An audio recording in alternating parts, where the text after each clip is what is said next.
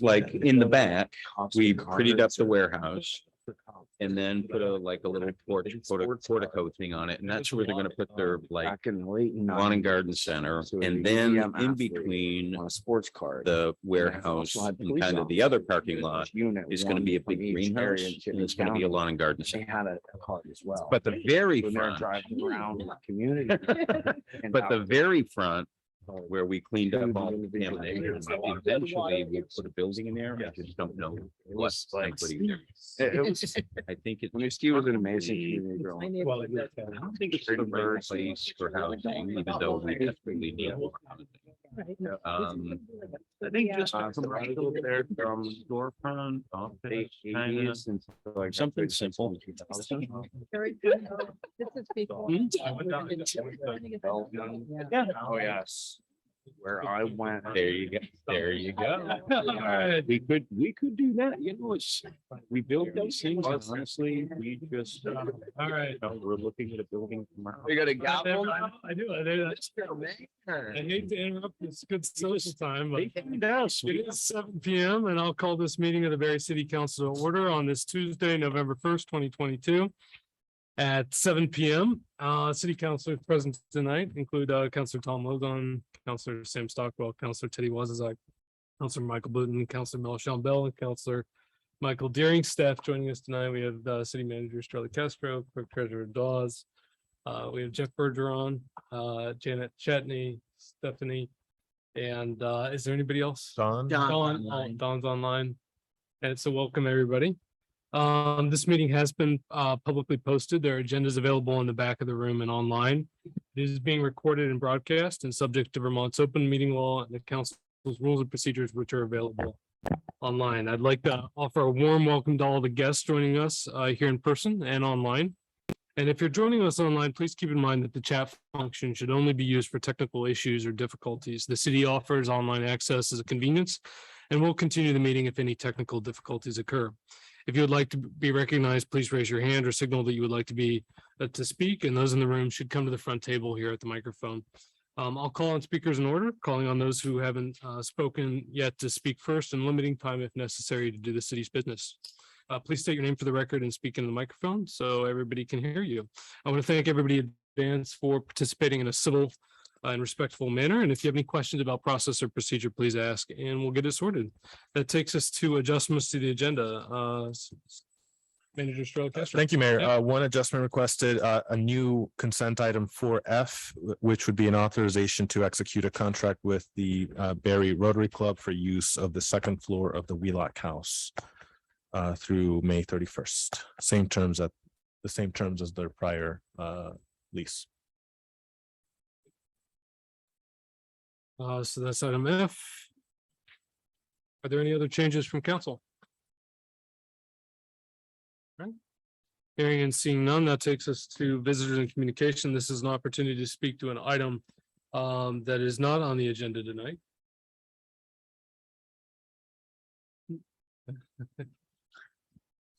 Seeing none online.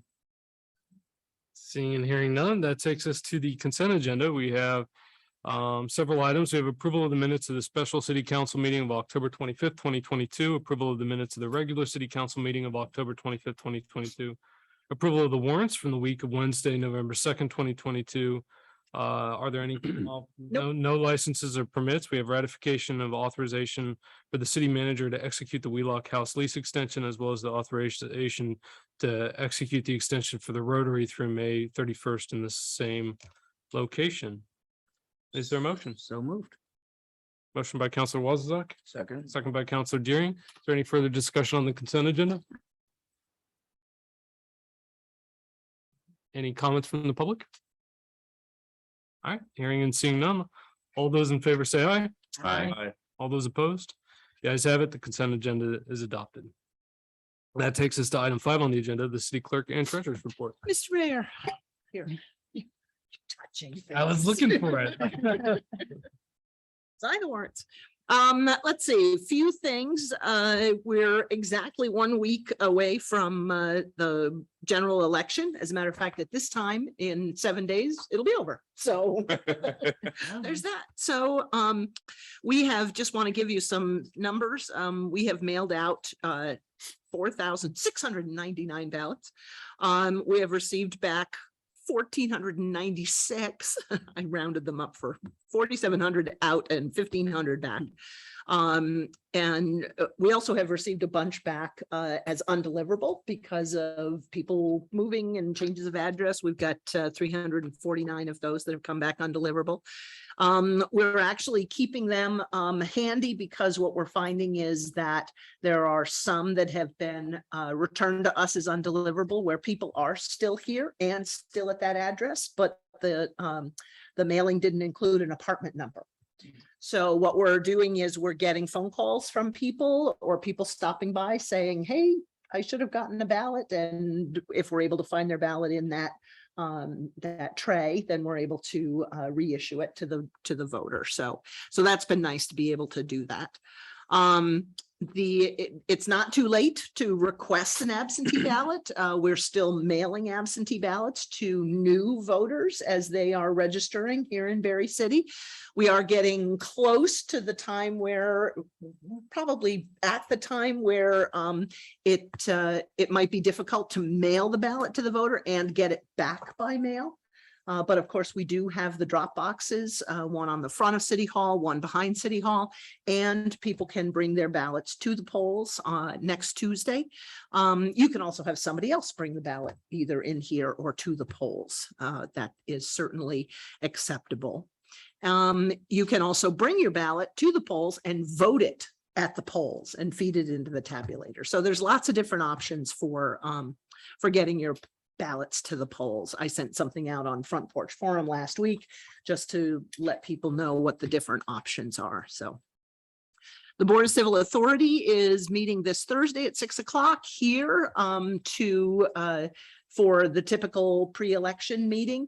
And in addition to approving election workers, we're going to review our election procedures to just make sure that that we're solid on what the rules are for the polling place so that we can provide updated information to people who are up there campaigning or poll watching or whatever it might be. We want to make sure that that everybody understands what the procedures are that are allowed.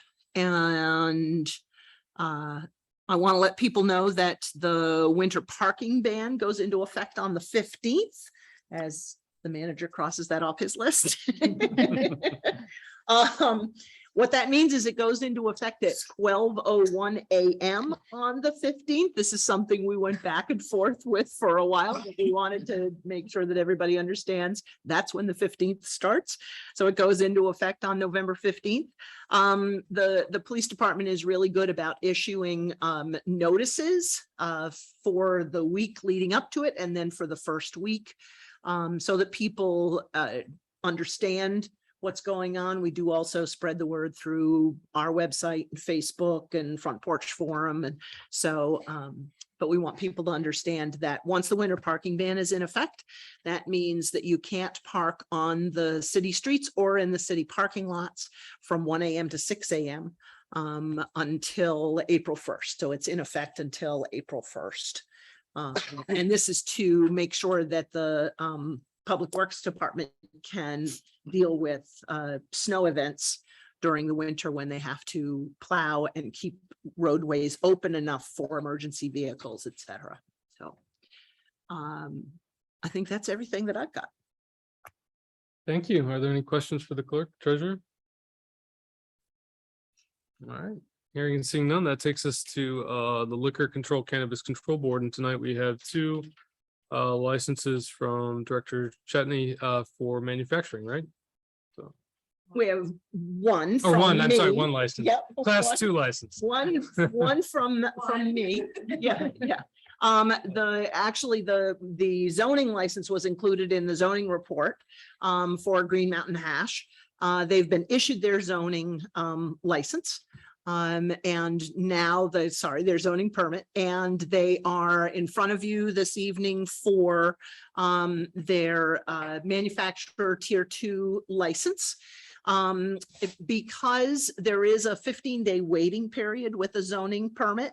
But we're not meeting, council isn't meeting next week, and then the following meeting on the 15th is a different format. I didn't want to hold them up.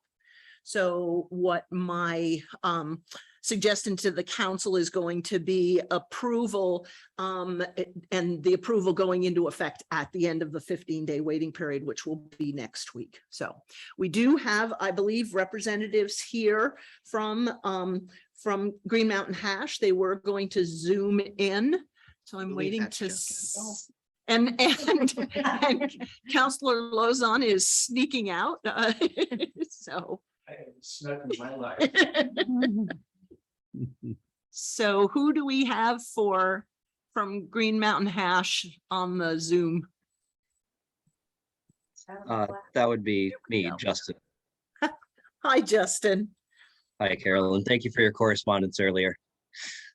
Sure. This is an opportunity, part of the council's process with liquor or cannabis licenses, is to invite new license holders to come meet the council, introduce yourself, tell us a little bit about your business before they consider the application. So have at it. Okay, so our company is fairly small. It's myself, my business partner, Adam, and my wife, Hope. I run the manufacturing aspect of it, and they take over the administrative and marketing aspects of the business. The business itself is mostly a tolling venture. Our plan is to be processing in the majority outdoor crops for growers in the 2 to 3 tier area, in order to make products for themselves in a solventless manner. We specifically do solventless and mechanical processing. One, because we believe it creates a superior, high quality, more enjoyable product. And 2, the methods used to do so are far more environmentally friendly, or at least can be tailored towards environmentally friendly. Thank you for the introduction. Are there any questions from council? Council Booten? So it's, again, I'm gonna abstain from it, but the question that I have is regarding the smell. I assume you're gonna have the same precautions as the last person? Yes, we do have the same precautions as we are in the same location. As well as the process itself is based around preserving those aromatic and flavorful compounds that you would smell. So the process is meant to keep those contained and out of people's noses until the point of sale. Okay. Oh, Councilor Deering. Are you guys working with the other establishment that's in town as well? Yes, Forbin's Finest, unless there's another I'm unaware of. Okay. And my second question is, you said that you could potentially be using better earth-friendly procedures. Is that something that you guys are going to be doing, or is that something that you're looking at doing? It's something we have to work individually, farmer to farmer. What I'm referring to specifically is our solvent, quote unquote, water. At the end of its usage, essentially becomes a very complex nutrient plant tea. And if the logistics can be figured out from farmer to farmer, or at the very least with the building we're in with, it can be used as a very potent fertilizer, reducing carbon impact and also reusing that water one more time. And I guess my question is that something that you guys are going to be doing at the facility in Barry? Not immediately, but it's in our action plan to do so. That's something I'm working on specifically. In the meantime, we're working with rainwater to reduce our impact. No more questions. Thank you. Thank you. No questions here? Well, thank you for the introduction, and just for the record, Council Lozon, you're recusing as because of a conflict of interest in this case. Never met him, but yeah, sure. Okay, but Well, you're gonna be the landlord, right? Yeah, so, The process is occurring at a facility that we. okay. Right. Well, thank you for doing that. I Can I appreciate ask one more question? it. Counselor Deere? So the products that you guys are gonna be producing, are they gonna be the products that are gonna be sold at the next? I'm assuming that somebody's gonna be coming to us to say, hey, we'd like to retail sell cannabis and these products. Is that, what's gonna be down the line with this product? I'm not entirely sure I understand the question. Okay, so you guys are working with the other individual in town, the Yes. grower, and you guys are the manufacturer, correct? Yes, Of the from the product. So then the product will be sold at a dispensary that I'm been heard in the community that will be located at L&M Diner. That's a separate, Is that okay, so I wasn't sure. Yeah. If that was all going to be, because I didn't understand at first that number one, the last application we approved was also working with this applicant as well. Not that I have a problem with that, but I just, out of transparency, I'm curious, because I know that down the road, we are going to be looking at a facility where there will be retail cannabis being sold. So I'm just asking the questions. Well, And thank you. just for point of process, the retail is a completely separate license that will have to come back before the council anyway, right? Yeah, okay. Yeah. That's what I thought. So- Bureaucracy. So there's a zoning permit that's issued. It's in the appeal period. The recommended motion is to condition the license upon or make that license or our approval as a body. Yeah. Effective upon in tandem with the expiration of the appeal period for the zoning permit. yes, yeah. Okay. So moved. Second. Motion by Counselor Waslock, second by Counselor Deering to approve the manufacturing license. Is there any further discussion? Hearing and seeing none, all those in favor say aye. Aye. All those opposed, Stain. one abstention noted. And Justin, thank you for coming in thank you very much. and investing in Barry. You're very welcome. So Happy Justin, to. I will be sending the approval notification to the Vermont Cannabis Control Board after the zoning permit window has closed. So next Wednesday, I think, because Tuesday's the election and I'm going to be busy. So it'll probably be next Wednesday. So, and I will Best of CC, luck. yeah, I will CC notification to you. So All right. Thank you very much, Carolyn. thank you. Thanks. That takes us to item 7 on the agenda, the city manager's report. Thanks, Mayor. Couple items to supplement the department head reports. Just we this afternoon had to issue a boil water advisory for the city of Barry. We pushed this out through social media. It's on our website. We did a VT alerts. Happened around 2 p.m. So if in City of Barry, boil your water before drinking it. There's two, as I said, two water main breaks. One is on Circle and Hale Street. Crews are still working there right now. Stopped there before coming in, and they're working hard trying to get to the bottom of the problem. The other on Summer Street and Keith Avenue, and I believe they're starting to work on repairs. So that one is starting to get addressed. So folks will see some increase in color in their water, and there are residences that have had full shutoffs as well. So we will keep all our platforms updated for when the advisory is lifted. And just item number 2 is great events this weekend for trick-or-treaters.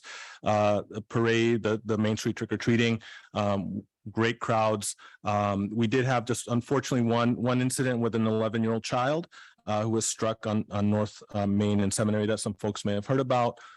Child was treated. So I want to thank our first responders, police, fire, were able to treat the child very quickly. And thankfully the child sustained, I think, only minor injuries and was taken to the medical Central Vermont Medical Center just as a precaution. So just a reminder for as we prepare for next year for events and activities and trick-or-treaters to keep them safe. But luckily a tragedy was avoided here. Otherwise, they were wonderful events, lots of kids out yesterday. So I want to thank Tracy for the events. They were wonderful. I had 2 participants in my home that enjoyed all of them. So thank you for all that work to put those together.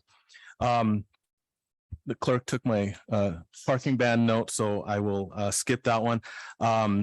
And just a reminder, we do not, part of the reason I wanted to talk about it is because we don't have a council meeting next week, which I believe Carol may have mentioned. And the 15th, going on to the last item to update, will be a joint council meeting / ARPA engagement forum. So very excited about that. Both events will be happening at Alumni Hall. And so we just ARPA engagement update overall is we asking for letters of interest due tomorrow. If they trickle in a little bit after that, we'll do our best to include them in the survey, but really the due date for tomorrow was so that we could incorporate concepts, ideas from those letters of interest into the survey. We will do the best we can for anything that trickles afterwards. We just can't make promises on it. And please, I wonder if people are just waiting for the last possible minute. We've received less than 10.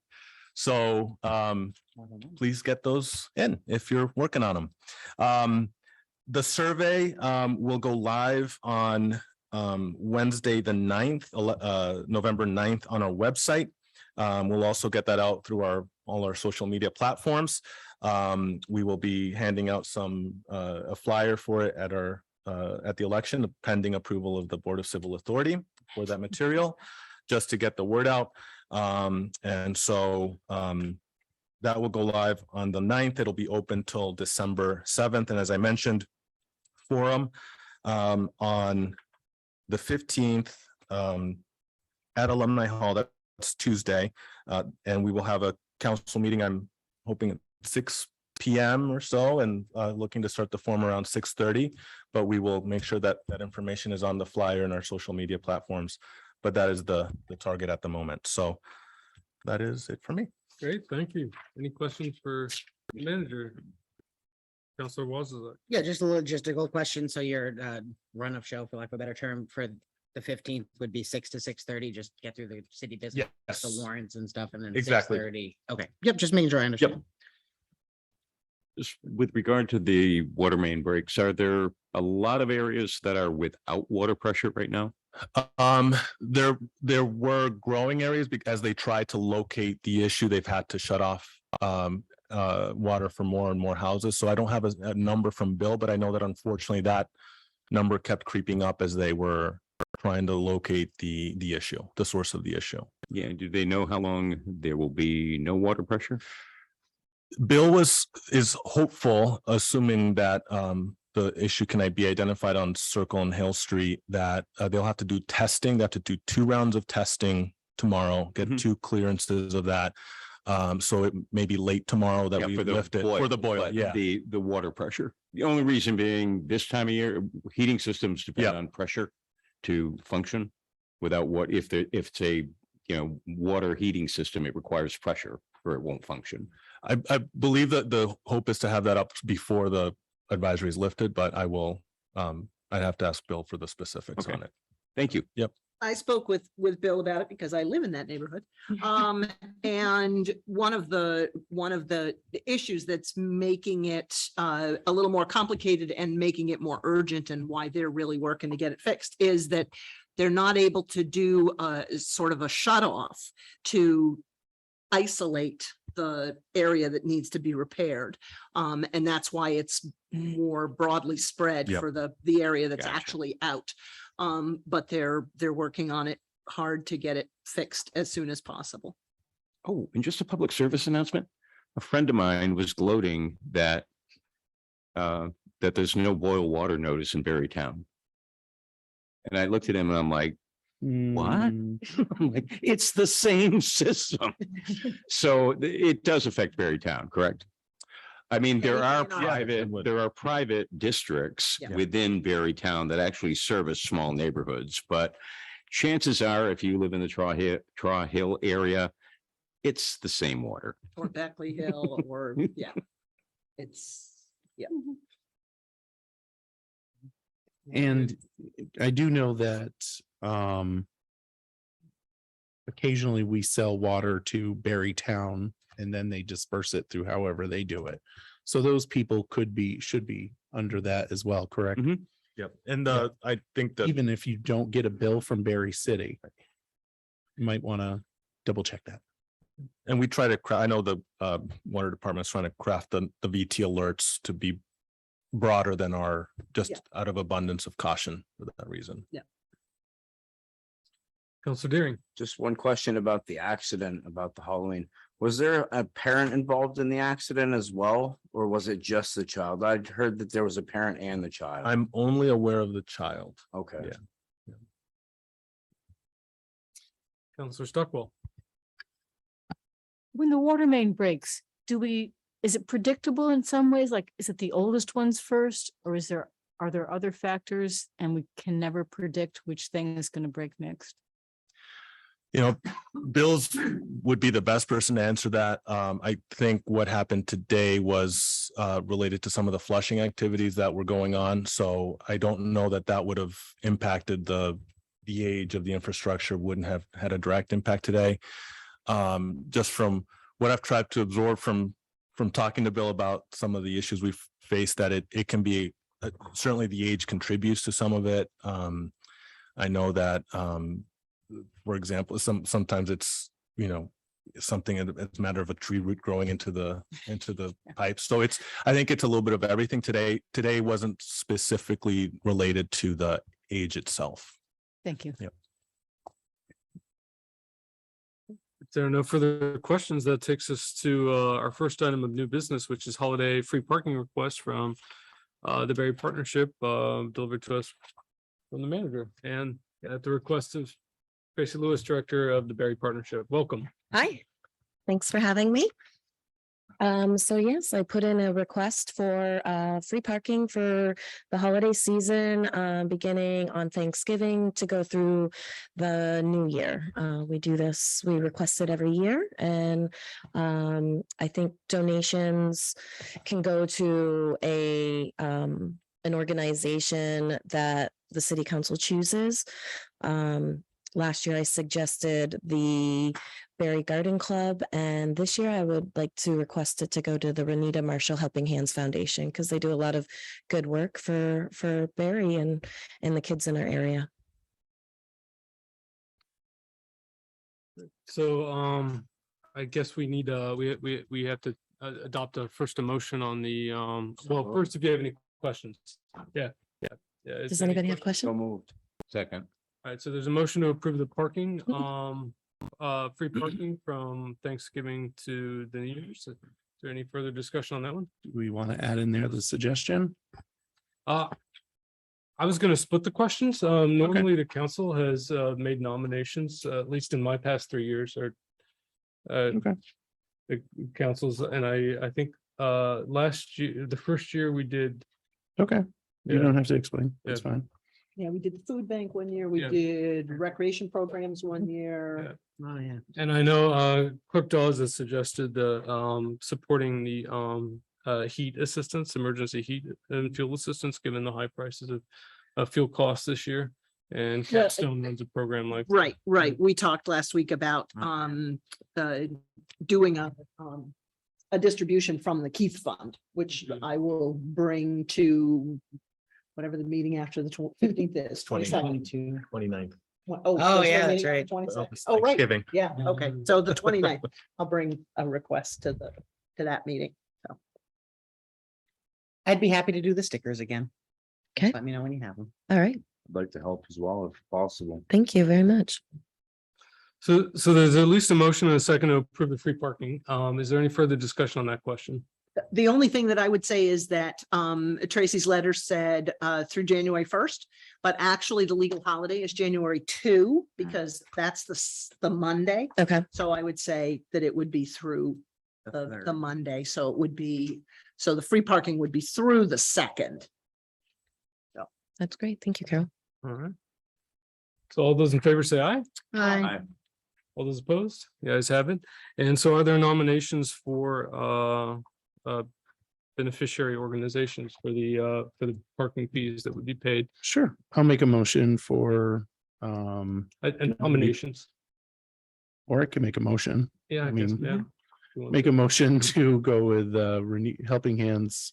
Renita Marshall, she's gonna kill me. I know. Renita Marshall's Foundation. Hands Helping Hands. Foundation. Wow, that's. Renita Marshall. Helping you. Hands Foundation. and Thank I'll second you. the motion. Thank you. Sorry. Wow, that was. Is she online? She is not. We're safe. There's a motion and a second to all proceeds go to the Renita Marshall Helping Hands Foundation. All those in favor say aye. Aye. All those opposed, I'm a nay. Ayes have it, the motion passes. Thank you very much. That takes us to FY 24, the budget. And report. Tracy, just one second, have a seat. Social media was a little tough on you this morning. And I'm sorry. Thank you. That incident, I had to go to the bank while the trick or treaters were, running about. And I got down to the bank and I had forgotten my deposit, so I had to go back home and go back. So I went through 4 times in the span of 20 minutes. The parents were attentive. I mean, kids are kids. They were excited. Parents were attentive. Certainly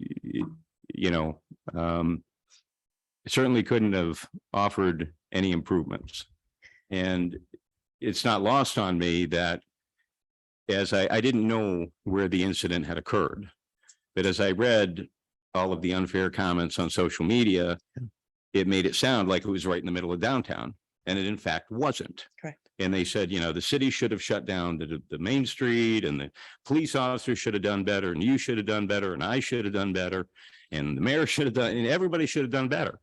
But it made it sound like the incident happened where the trick-or-treating occurs, which is, generally, I'm dating myself because I don't know what bank it is now, where Chittenden Bank used to be, down, to the Cornerstone. And that's generally where the activities are occurring.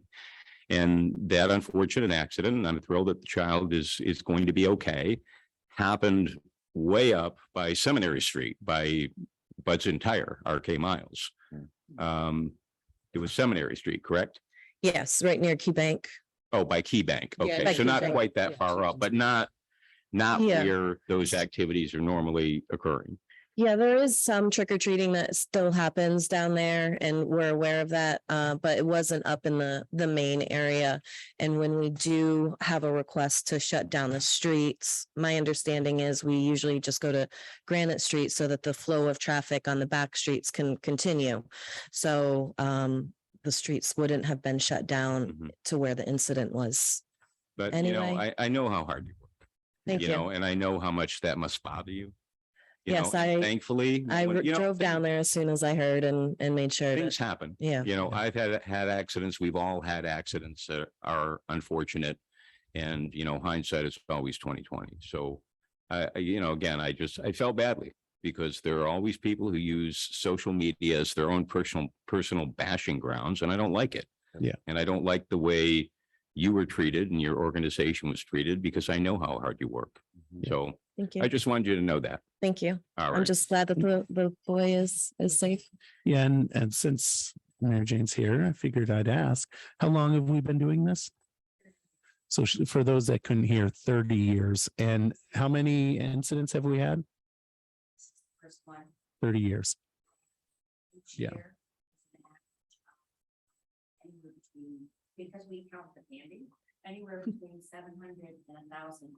700 and 1,000 kids each year. And the merchants make nothing. Yep. Except, Goodwill. fun. It's, We all yeah. love it. The smiles on the kids' faces. It's really, And Out front, giving out candy. And Yeah. so it's a really, really good thing, and it started in the 1980s. Yeah. And and Counselor Lozon, I agree. You can't prevent everything. I mean, even if we did shut down the street, it would have happened anyway. I mean, that's where we wouldn't shut down. Although I wouldn't be opposed to shutting down Main Street during that time, but it's something that we've discussed in the past and we didn't do it. So Well, and I think now is the time that we can discuss and talk about future events and how we can make it safer. So I think that's what we're gonna do and go from there. So thank you very much. Say that we should have volunteers. I was just gonna, who, stand out of crosswalks, and I just went last year. Yeah. And try and get as many people as we can as volunteers to stay in the crosswalks and help the kids pass.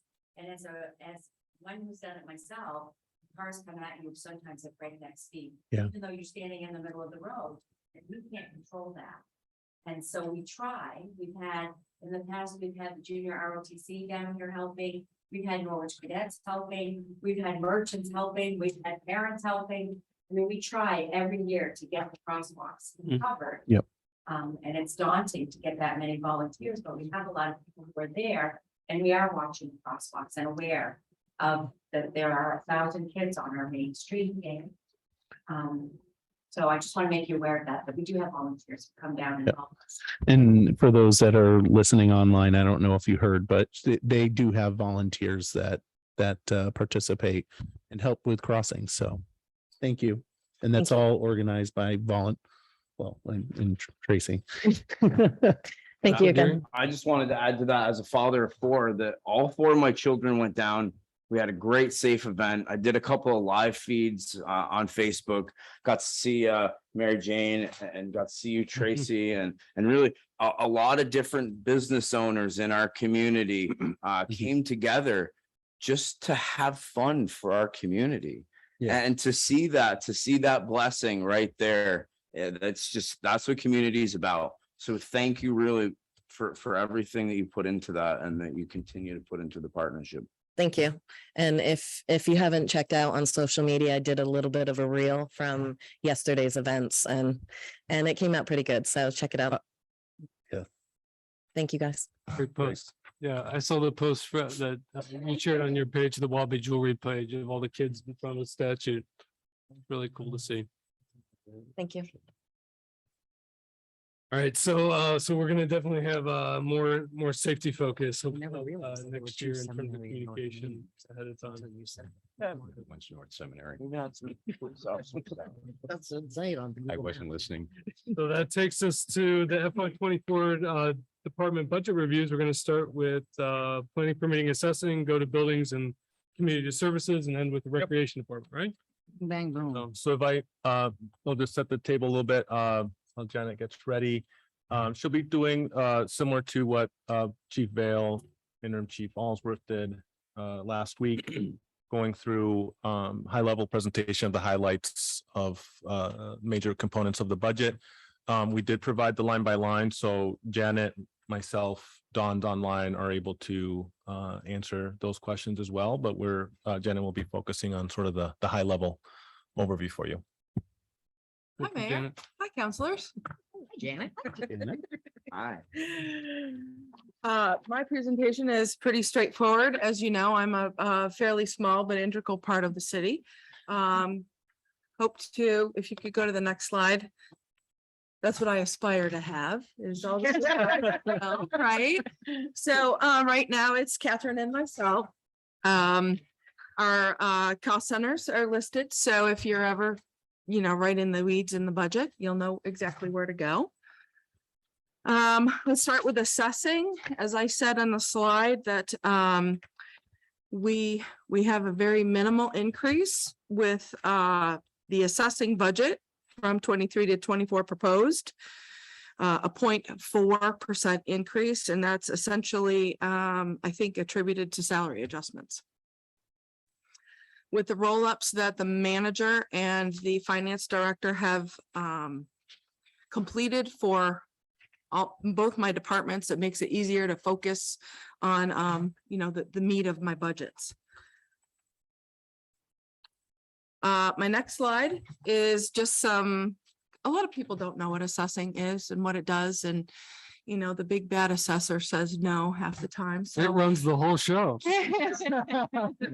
I wanted to give you a bullet list of the kind of things that come out of the assessing arm of my office. It's just an FYI. I think it's important that folks understand what it is that that we do and the deadlines that we have and how we get to a grand list and how it's built. And then the myriad of deadlines from April 1 to August 1 that occur. So that was my assessing services 101 for you folks. So if you haven't had the time to read it, I highly suggest, reading each of my bullet points so you understand what happens in my office. And the next, so if you go to the fun facts, I thought that might be helpful that some people don't know how to read a property tax bill. The tax department actually has a little, I don't think it's a PDF. I think it's an actual little presentation on how to understand your property tax bill. What does a homestead mean? What does the house site mean? What does this formula mean? And I thought it was really important to put that out there so people see that, even the tax department is always trying to educate the general public on your taxes and your tax bills and what it all means. So. And statistics, you can't really tell because these are really finite, tiny little graphs. But it really boils down to what I wanted to show was property sales. Sales have been consistently high now for 2.5 years. They are generally starting to slow down.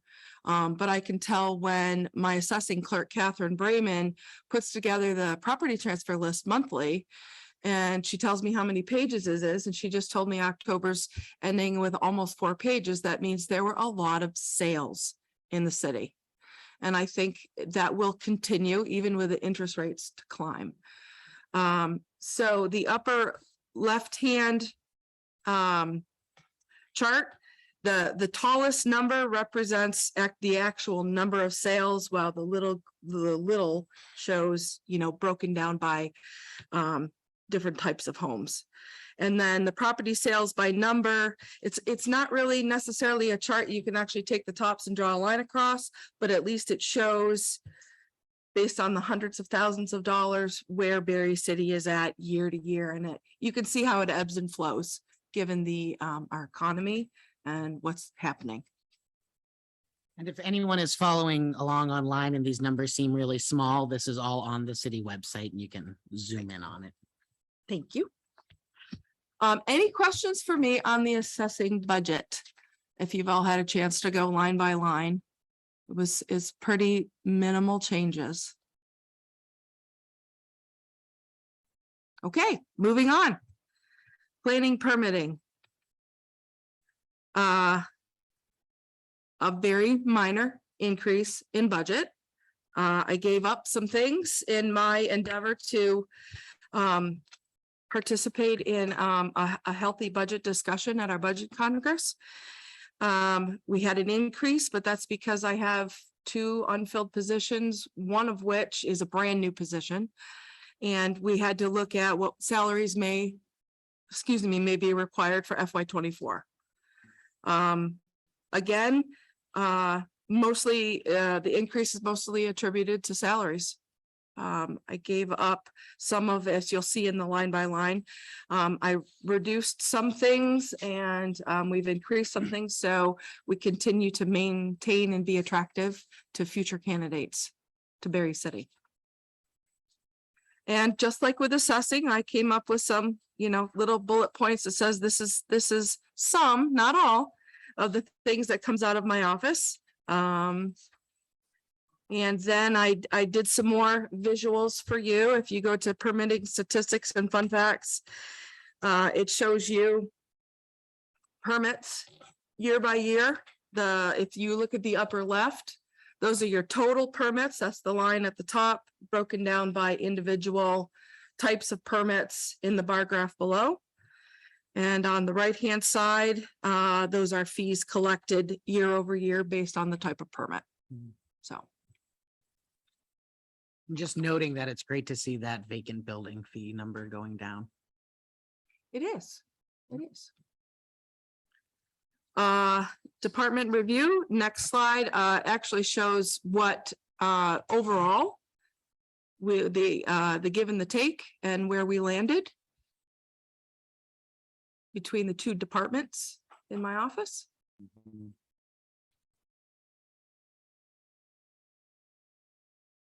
Any questions? Counselor Deering. How can we get those positions filled for you? We are working on that. I actually received an application from the HR manager that he received on Friday. So we are setting up an interview for a permit administrator position. We'll feel that one out and see how that goes.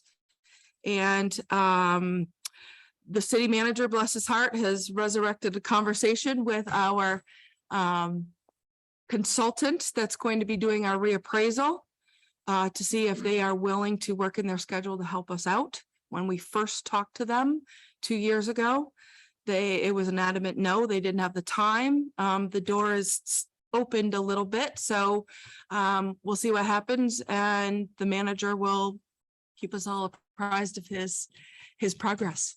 Yeah, I'm So- really hoping that that we get something there.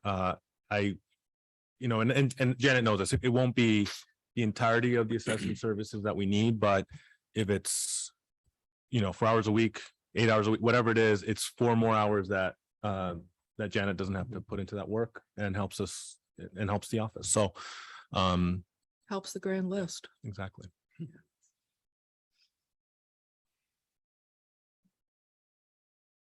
Any questions?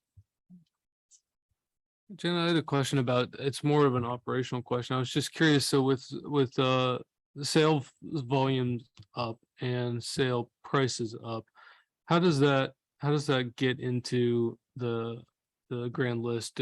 When one of those property transfer tax cards come in, does the lister's card get updated at that point? Or is there like a lag between those two things? So it gets updated with the basics, right? Yeah. But I am not equipped nor trained to revise anything at this point. Yep. If I was, most certainly we could be taking sales and increasing people's assessment based on the sale alone. But I guess it's very complicated, and I'm not at the point where I'm ready to jump into that yet.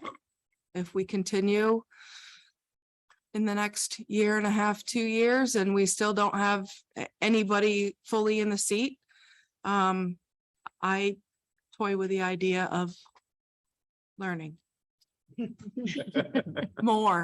learning more. So, but for now, we're limping along. And on training and development, travel and meals, dues and membership, those all are pretty lean. And you're expecting to bring on new staff who may have training needs. Do you think that's adequate to both attract, or maybe a question for the manager, is that adequate to attract a new planner and then support their training needs? It's certainly not the level of training development we want. I mean, I think that would be across the board. I mean, that's one of the areas that every department took a hit on, because we're at the point where so many of the areas where we can work around are the margins. And so this is one of those sort of non-discretionary areas where we had to make judgments. And I think what I would say my strategy would be is that if we do find a candidate who is a strong candidate for that position and required that training, certainly I would make sacrifices in my budget, and we would, I think, find the resources to do that. I don't think that would be an impediment to us if we found the right person who needed it. So, but I think for now, it's really one of the few areas we have the ability to try to meet some of the targets based on the rates we were trying to get to. Right. It's a great question, because I've always said those line items have always been too lean. And to keep seeing them getting bid away at is hard. Giving it up now, hoping to gain it back in the future when I'm fully staffed. So some came out last year. So. And on the grants, if the 12,000, 12,000 being taken out of a grants match, with the expectation that ARPA is going to be used, what does that look like for this department in the future? Then that there's kind of a bigger gap to bridge. Once that money dries up, I guess that's a question for the future, really. Yeah, I mean, this is one of the things I hate to do, which is to build ourselves a new fiscal cliff that we do have to deal with in the future. I think one of the things Dawn and I have talked about doing is, the way we went through our budget process now is we look at a lot of prior year history, which is very good for helping us project and make assumptions about FY24. I think one of the things that we're going to work to do is to create, if we do this in 24, what does this mean in 25? What does this mean in 26? So that because there are so many things that are cyclical. So this would be an area where ideally what we would do is in 26 or 26, start showing some increases back into this line item because ARPA would disappear. Bill Ahern's budget is a great example of this because he has cycles in terms of some of the salt purchases, and clerk's budget also a good example because of the election. So right now we took a lot of savings in elections that next 25 we're not going to be able to take. So I think one of the things we'd like to do is get to the point where we can show the council, hey, this is what it looks like in 24, just so you know. This is what it means in 25 and 26, because you're absolutely right. We have to, it's a temporary Band-Aid that I would prefer not be a tool that we use, but we were just trying to get to a target. Yeah. Yeah, it's hard to see it go from 15,000 down to 2,500. I'm the only cost center that carries a line item for grant match. So this is going to cover my department only for anything in FY24 at this point. But as the manager said, I'm going to be right there ready to pound it right back up to what we need and potentially help other department heads if they need it. So there's the future. You're welcome. It's good to hear that you plan on still being here to count for that money in 25, 26. Thank you. Today. But just, I say this It's every gonna time. chain here, you Thank you. You're the best. I hope we can get you those positions filled as soon as humanly Yes. possible. Well, fingers crossed, in the next couple of months, I find a permanent administrator to help out with just some of the duties. The day-to-day duties really are burdensome in that I can't get to some other things, and you can't just leave somebody hanging at the counter. Zoning permit applications have a timeline. You can't leave an electrician or a contractor out to dry. Say, well, I'll get to you in 2 weeks. It's been difficult. So we'll get there. I truly believe we'll get there. It's just got to take a little bit more time. I just crossed my mind, and I don't know if you've already looked into it, but is there any way that we could rely on a Deco or not Kelly Services? What's another temporary agent? Like West Staff? Yeah, West Staff, I thank you. believe our HR manager, Rick, looked into that, and for whatever reason, I don't remember the reason, I apologize, but that was not something that we could utilize. Okay. So people don't understand how technical a zoning administrator, a permanent administrator's work is. And sure, I could have someone answer the phones, but that still means taking a message and then handing it off. It's someone who's willing to invest the time and learn legal aspects of zoning. Council Lozon? Thank you. Earlier, Janet, you said, quote, "We're limping along." Hardly. We work very hard to attract businesses to Barry. I work very hard at it. And, we've permitted some new ones. And I can tell you that your attitude, your customer service, the way you treat people, it's second to none. Even coming in here tonight, your attitude, you're happy, you're smiling. I'm not happy today. Spent the afternoon with a bunch of lawyers. It's awful. But you're always, I just want you to know that. Yeah. How much I think we all appreciate your attitude, and I know how difficult it is when you're down everybody. But thank you, because you've just done the job. And most importantly, I get it. I'm not blowing smoke up your rear. It's what I get from the Forbins folks, from Lajeunesse Construction. When people need answers, and what you just said, you can't leave people hanging.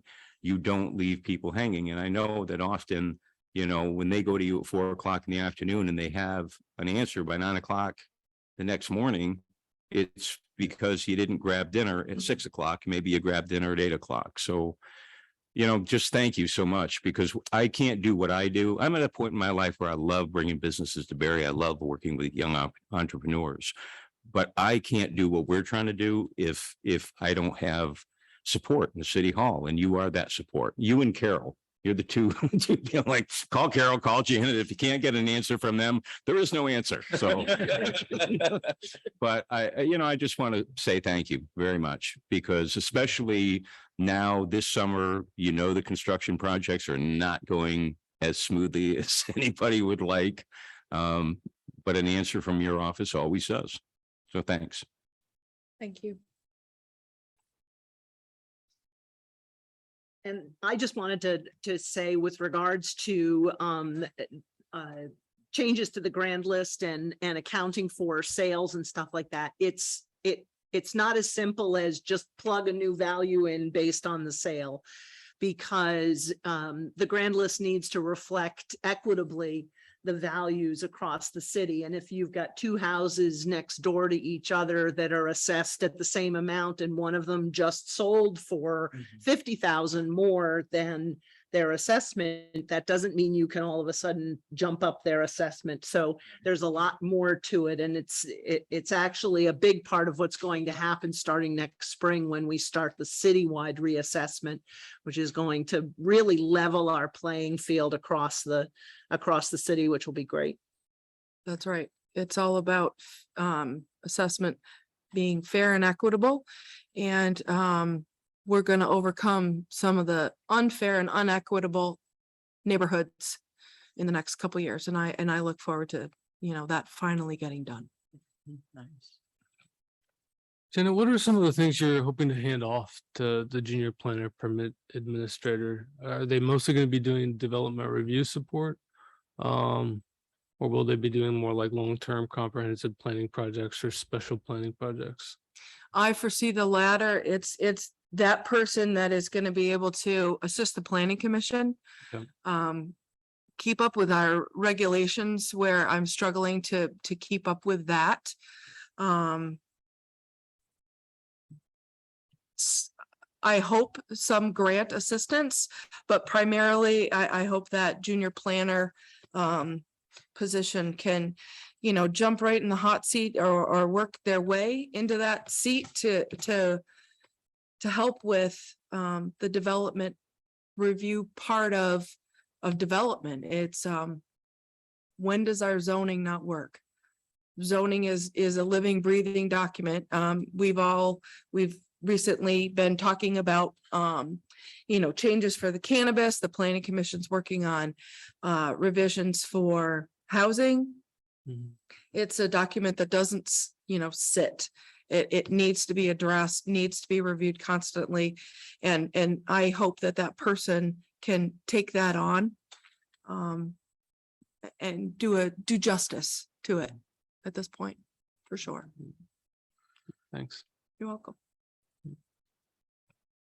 Also, I should add too that I know I've asked you some very wonky questions about the bylaws, including one related to a lot across the street from mine. So I really appreciate the customer service you provided me personally. So I try. which I know you provide to everybody. So I haven't been very good about answering some of those emails. Sometimes I don't know the answer and I have to work very hard at finding the answer. It's all very dynamic and interesting for sure. So thank you for your time tonight. Thank you. Thank you. Thanks, Janet. Yeah. Thank you. And have you considered cloning? I've considered everything.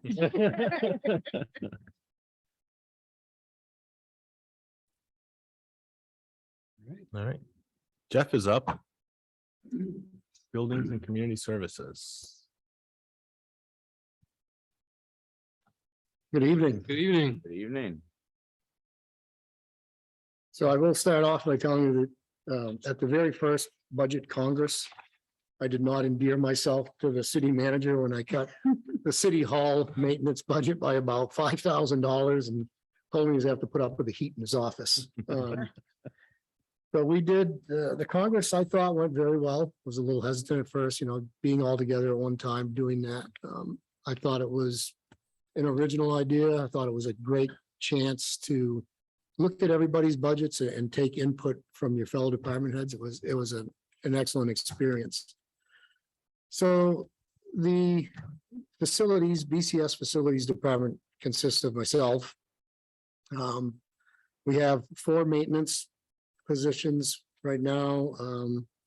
And actually, we're down to 3. One went out today for surgery. Don't know when he'll be returning. We also have another position that is basically staffing public safety maintenance and city hall maintenance. And we have 1 vacant maintenance position. The in-house posting for that position came down yesterday. So we will be looking externally for a filling in that position. We have 1 full-time cemetery maintenance person. In the summer months, we have up to 8 part-time people. I know that this past year, we got back to 8. We'd only had about 4 the previous year, and those 4 people back online really showed this year. We got a lot of compliments on all 3 cemeteries. I know last year we got some poor feedback on especially St. Monica's and Elmwood because everything was focused on Hope. But this year it went really well. We manage maintenance and upkeep of City Hall, the Civic Center complex, public safety building. That includes cleaning, maintenance, repairs, HVAC, everything under the sun. Over the years, the building maintenance line items for these buildings has typically been an easy target when budget cuts need to be made. And it shows that some of these buildings are very old. This building, Alumni Hall, the auditorium. I think with this capital improvement plan that we've been working on goes into effect, we can get some major repairs done to these buildings. And then you'll see that building maintenance number start to level off a little bit. It won't be spiking. I mean, there's been years where we've budgeted, say, 38,000 and we've spent 65, 70. We maintain and landscape 7 parks, 9 playgrounds, athletic fields, and 3 cemeteries. I think a few years ago, I came in and actually gave you a number, well, maybe it was a different council, how many acres we mow, or, on a daily basis. And I'll share that with you again sometime because it's a lot more than people think. We host community recreational athletic activities. I threw some numbers in there. There's basically 15 annual events. These are returning events at the auditorium.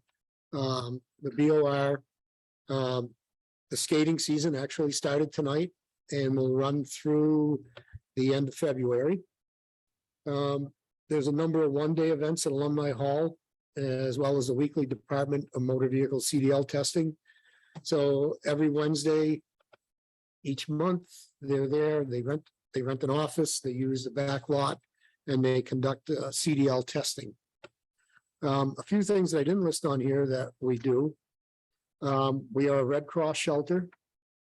We're an emergency overflow hospital for Central Vermont Medical Center.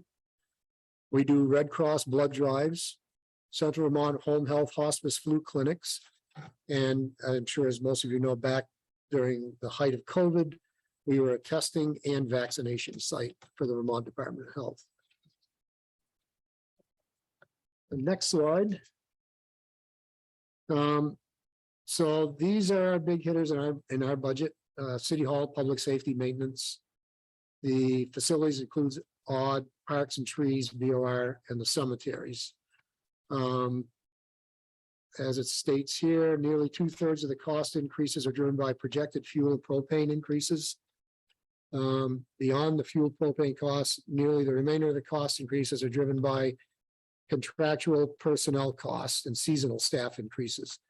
The full-time staff are all members of the United Steelworkers, which we are in negotiations with now. Filling this vacant position we have is going to be difficult. The contract calls for certain levels where you bring someone in. These levels are nowhere near what private sectors are paying people right now. For example, cemetery help this past summer, typically I was paying mowers $15 an hour, weed whackers about 12 to 13. The only way I could get everybody made $18 an hour this year.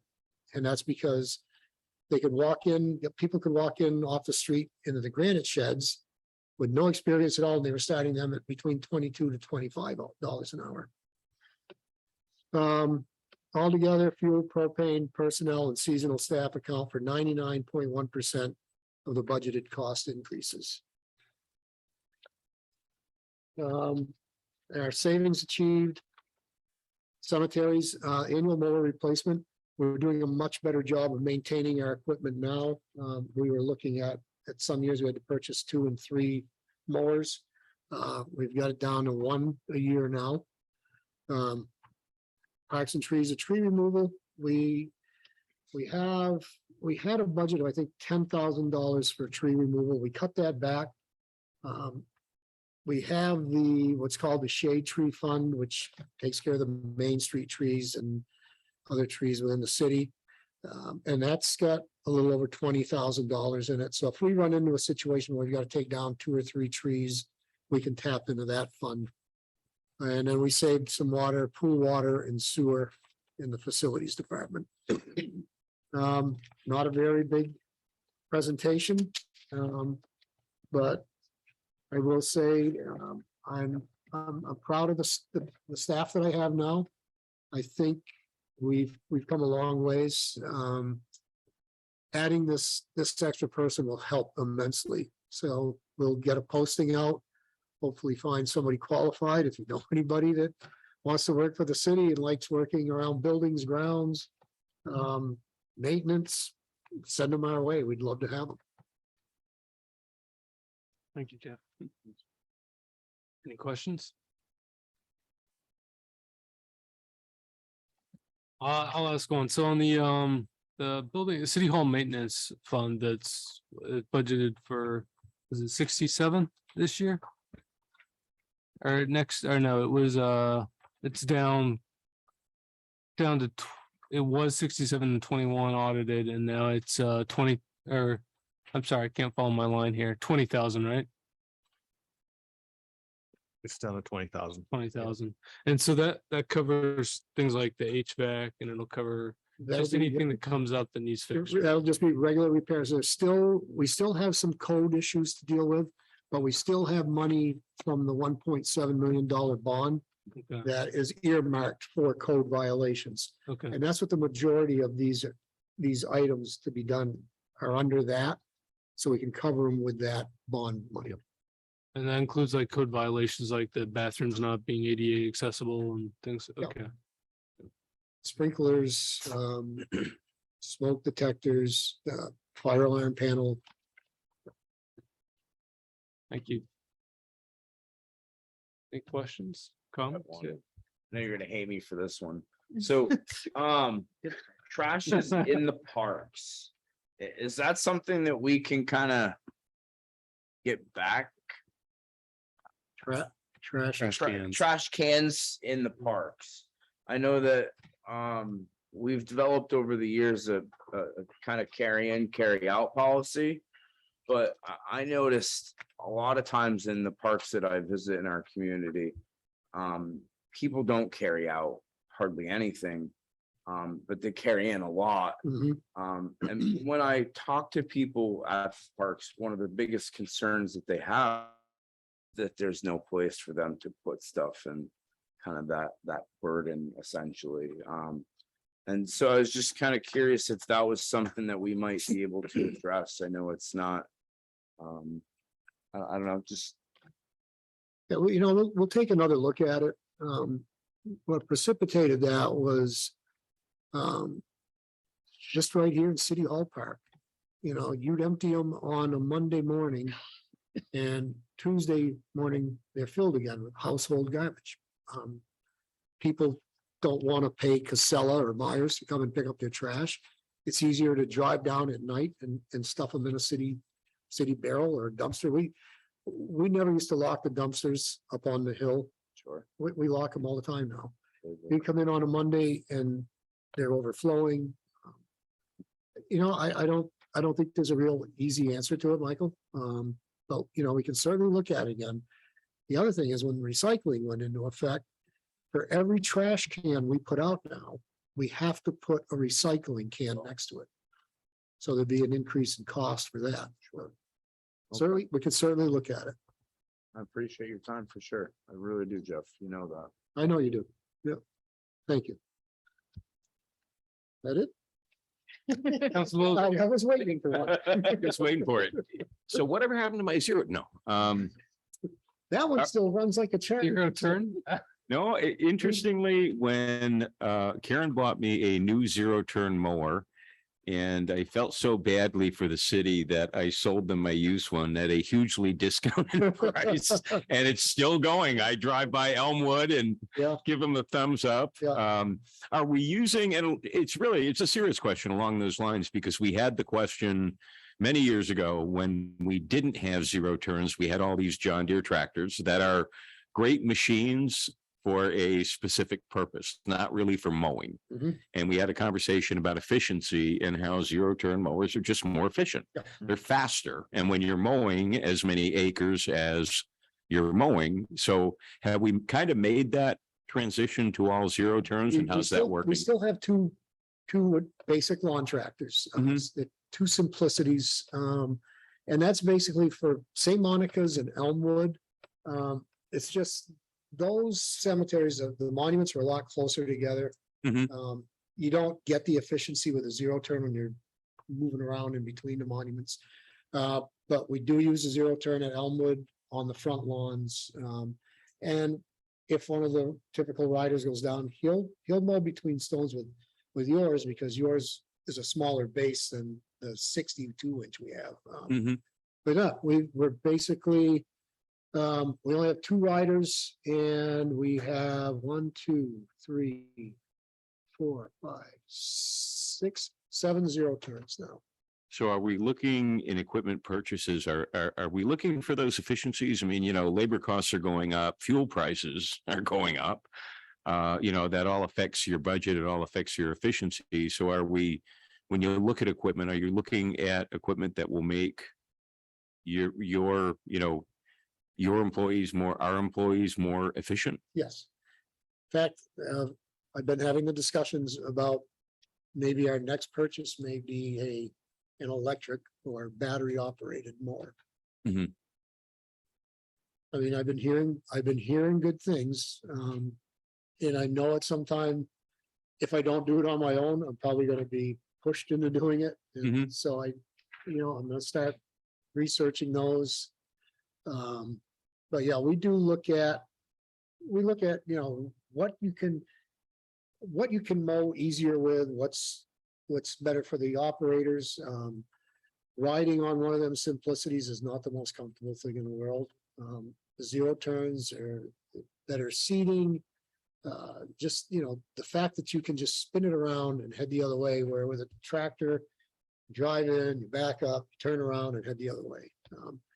Yeah, you will hold on to those two simplicities until they die, but the majority of the equipment is going to be high efficient zero turn mowers. Thank you. And thank you for that skag. Thank you. I just found the line that I was seeing that there's 51,000 under new maintenance and then 20,000 under improvements and repairs. So what's the distinction between those two lines? That's That's interesting. it's 71,000 and potential maintenance, it seems like a threshold that would cross over into capital budget. Which one? So 51,000. That's the position. Oh, that's a position. Yeah. Okay, got it. Yep. Thank you. Yep. Stephanie, welcome. Hi, welcome. Hello. Nice to see you. So my department is buildings and community services. We're like an umbrella, and recreation is a section that's underneath it. My title is the assistant director. So I an assistant to Jeff. Recreation is, where my degree is, and, where a lot of my specialty in the part that I very much love. So we'll jump right into the recreation budget here. So under the recreation category, there's the one full-time employee, which is myself. And then we have at the ice rink, I have like some skate guards and cashiers. And then there's pool personnel, the director, assistant director, cashiers and lifeguards. And so my budget categories have like personnel for me, FICA and all that. And then for those two categories, pool and the rink is like 3,000. I'm not looking at the number, but like 3,000. Next slide, please. I'd like Janet. So a lot of just a slight increase, but it's basically wages, healthcare, pensions. We really went through.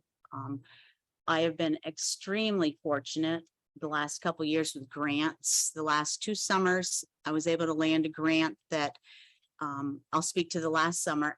It covered all the pool personnel salary for the summer and allowed us to offer season passes at a 50% reduction and the camps at a 75% reduction. And so those were like 2 wonderful grants, and then another little one before that.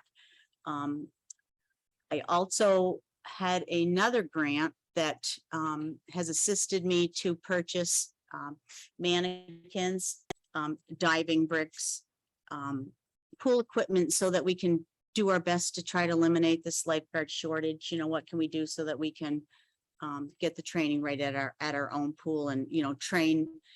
I'm interested in training people at our pool, but I'm interested in Central Vermont, as a whole to train. It also has now given me things to expand programs like a water aerobics. The grant helped me to get some equipment. So when I offer the program, you don't have to worry if you have the equipment, you sign up. So next slide, please. And your basic dues membership fees. I'm very active in the Vermont Recreation and Parks Association. I think I've held all the offices that you can hold. So I'm kind of like more on I think they wonder what I'm doing right now, but I've been to all those. And I keep up with the NRPA because that's where a lot of grants come through. So that is helpful. And then I stay certified. I'm a lifeguard certified, first aid and all of that. And I'm a water safety instructor certified, so that, we're shorthanded or it's really busy. You'll see me hopping up there on the lifeguard chair. But you'll see me even happier when, swimming lessons, I'm teaching swimming lessons. I'm like very happy.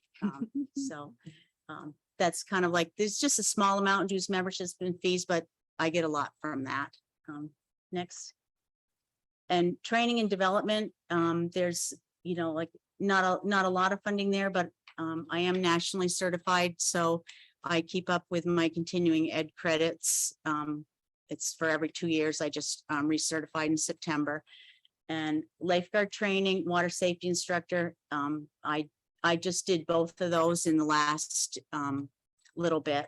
I got to take the test, so I don't really like to do that so much. But and then with training, I go to all the Rec Association quarterly trainings. I'm really big on training, and I'm just lucky with our association a lot for very low cost. So rec supplies, the rec supply categories, covers things like the arts and crafts, the basketballs. I just bought some paddleball nets and you know, balls, just that basic like items that you need to put on, like breakfast with Santa, you know, it'll help me pay for some of the goodies that Santa will help give out. Rec programs that we had a reduction in the budget because there was a recreation fund balance that I'll be able to use to help pay for instructors. And so there's, like, you can see, you know, the camps. I do have to say that the egg hunt is a more pricey event, but somebody helped me to realize that, you know, when you have like, you know, between 500 and 700 kids there, you divide that up by what you paid, you know, you're looking at like $2-3 a child, and it's like, it's a good deal. And we, you know, typically get up to 1,000 people in the park. So, and then those are some pictures of the camps that we had this summer. So just to be clear, even with that $500 reduction, you're still good to do the egg hunt. Yeah. Okay. I tried it. Well, I'm used to working with not a lot and try to have a program pay for itself. So keep the price reasonable, but balance it out. So that's what I'll continue to try. And again, I jumped ahead on the pool a little bit just to talk about some of the equipment, but the grant last summer was I think the best summer of my entire career at the pool.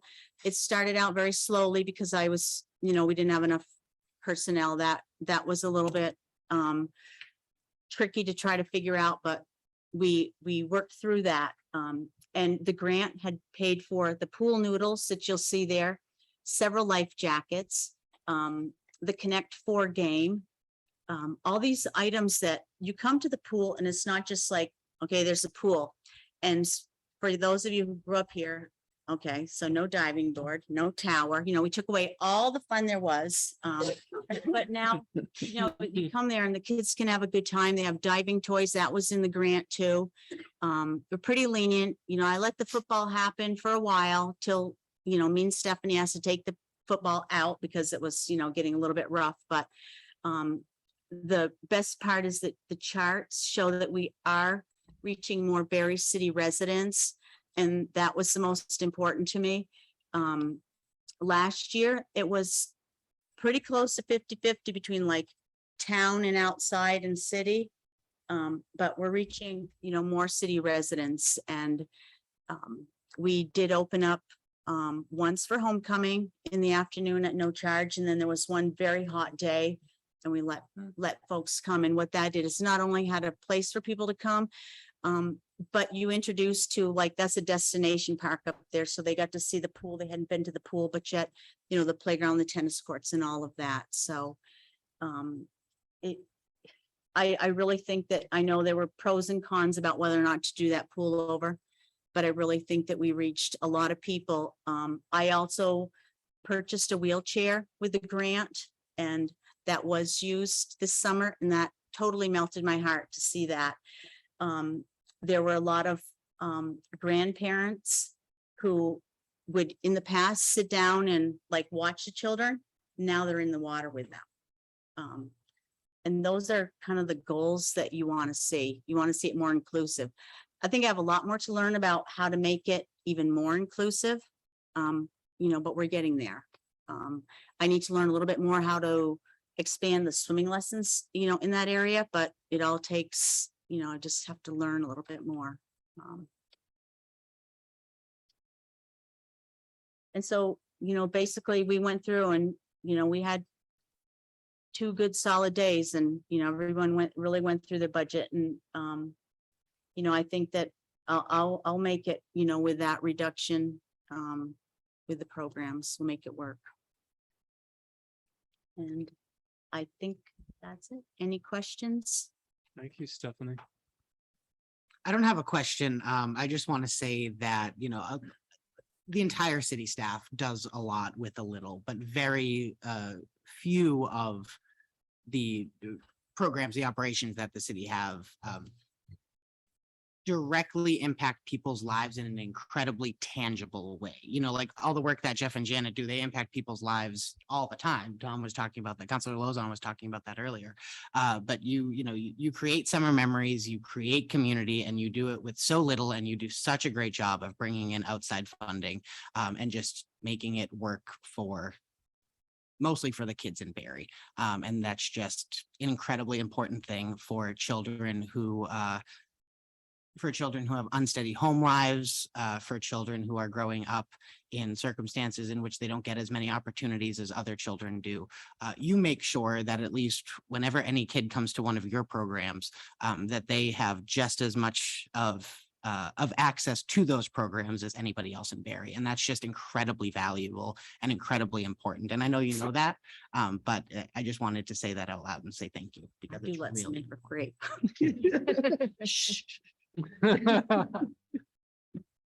So we do. Any other questions?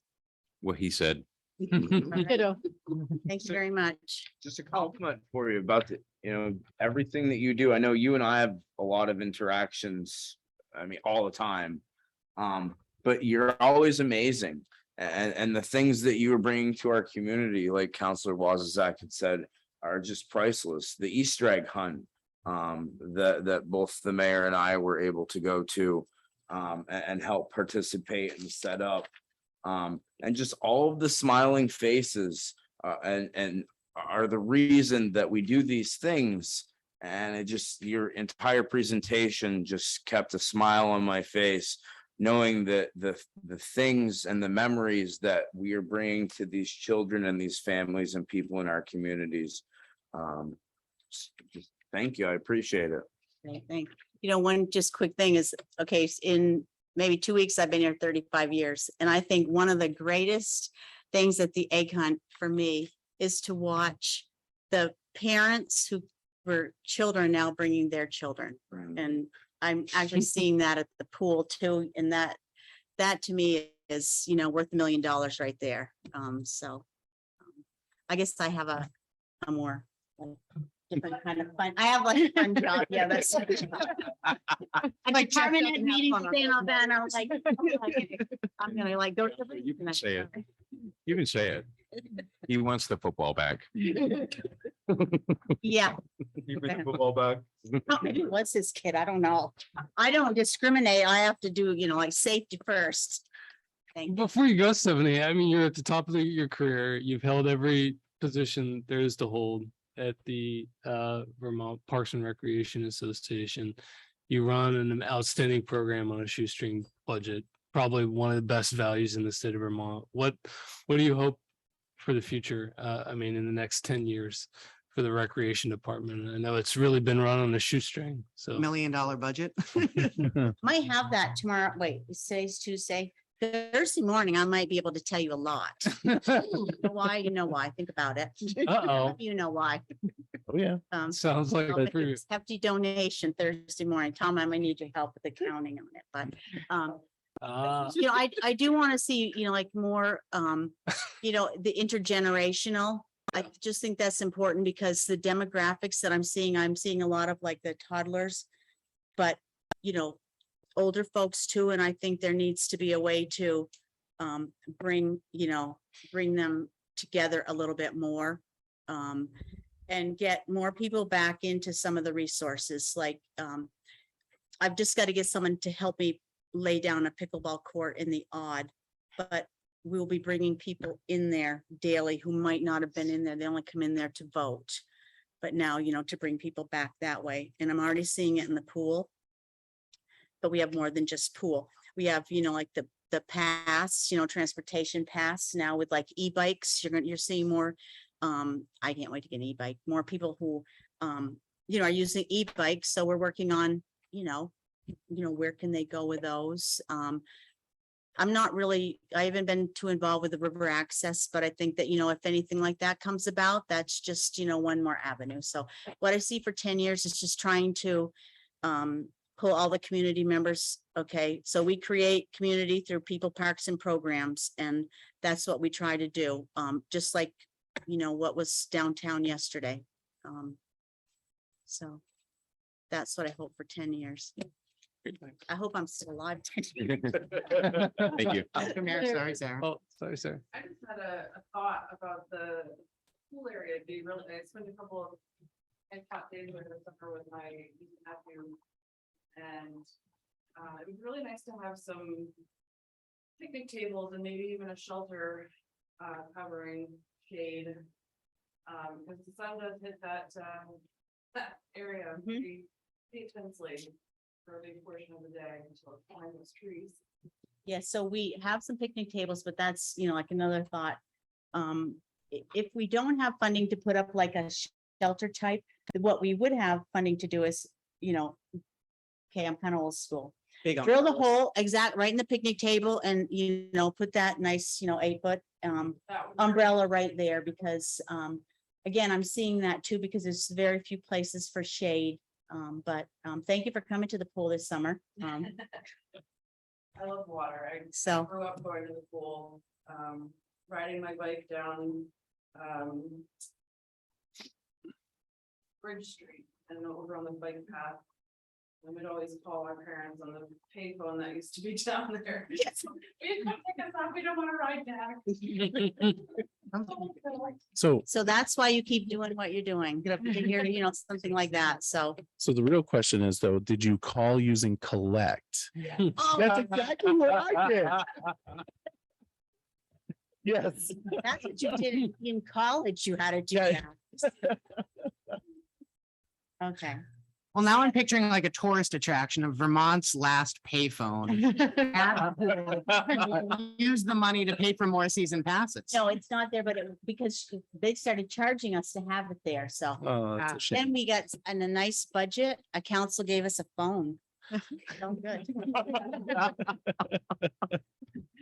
Okay, I better go now. You're gonna get in trouble. You better go. Yeah.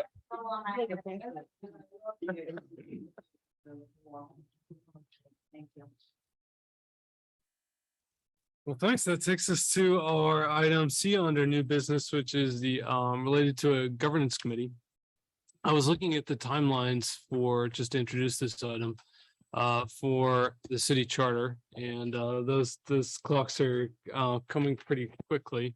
And I know in the past we've developed council working groups, but I thought based on conversations with Manager Estrella Castro and Clerk Dawes, that it would be worthwhile to set up a standing governance committee to look at charter issues. This is something a lot of communities have around the state. It brings more process to the amendment to the most important governing document we have. It's higher than an ordinance. It has to go to the General Assembly, it has to go to the voters. And a lot of these committees and other communities develop really good reports based on charges that the legislative body like councils and select boards put before them. And so this proposal would envisions a 7-member body to prepare recommendations for council's consideration for both the March town meeting and the November town meeting. And so with that, any questions? Seems to be a lot more than just a committee. To study appointing the clerk. It'd be a hard no on that. Well, actually, what I had brought up a while ago was whether the city wanted to just discuss and explore the options around separating clerk and treasurer, and whether an appointed treasurer is something that Berrytown did it, other communities have done it. Now that we have a really robust finance department, whether there's pros and cons. So it might be something to talk about, but no, your clerk position must remain independently elected. So. Yeah, I would think. And then, I'm not sure, planning commission, DRB members, if you're not a resident of the city, you can't be on the planning commission or DRB. Was there an issue somewhere that? So that was true that up until just this legislative session, the DRB members and planning commissioners under general law could only be residents. That just changed this year. And so this would restore what was the case prior to this legislative session. Mhm. I think it was, do you remember, was it S-181? I can't remember. I which can't bill remember it. So it was to restore what we had before. Mhm. And I think it's from well, I think we could have different views on whether or not that's a pro or con. The idea with this committee, same thing with appointing clerk treasurer. I also lean to an elected clerk. This would be an idea to evaluate the pros and cons and to come back with some recommendations for council to consider before packaging something for the voters and language that's really been vetted and had a lot of discussion behind it. I don't want to cut you off. No, there's just, it's more, I mean, I'm not necessarily opposed to forming a committee. It's all of the stuff that we're pushing the, I've had 3 days to think about it. And there's just a lot of information here that, it's a resolution. It's not even a vote of the council. It's a resolution. Hey, we are pushing, we want you to look at all these things. And if we're not looking at it until November, maybe we could pump the brakes a little bit, take the November stuff out and maybe think about it later on. And when I say later on, I don't mean 6 months from now. I mean, maybe 3 weeks from now, so that we're not I'd just like to have the discussion at the council level first before we shoot this stuff to a committee. Yeah, so what's that? Yeah, so I think that, I'm largely supportive of this. I think that the entire city at this point can probably agree that our last charter change process didn't go as we all would like it to.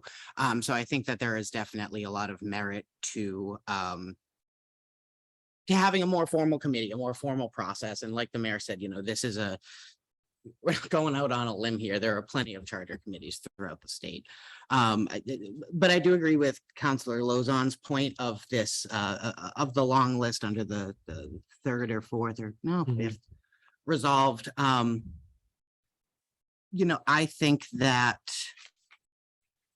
the committee, once formed, can have conversations amongst themselves of what they view as the priorities, of the council. Some of this stuff on here, the clarification of section 601B, that's probably something we could get done in one night, throw it to the voters, seems more of a formality, as opposed to an appointed versus elected clerk or treasurer, which seems to be a bigger question that we would want to take longer to accomplish. So my first question is whether both the city manager and the clerk are in favor of, forget the substance for a second of what's written, but the concept of a charter committee as opposed to the, frankly, Carol's ad hoc group that she's always commandeered as we're heading up to election season.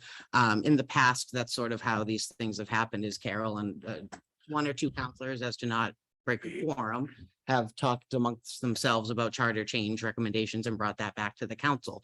And while I think that for some of the small technical changes that we've seen when we got rid of the city plumber, for example, that has worked perfectly fine. But having larger conversations about, the non-residents on public bodies, the elected versus appointed clerk and treasurer, separating the two, I can see how that would require a longer conversation, more study, more people who know answers to those very complicated questions.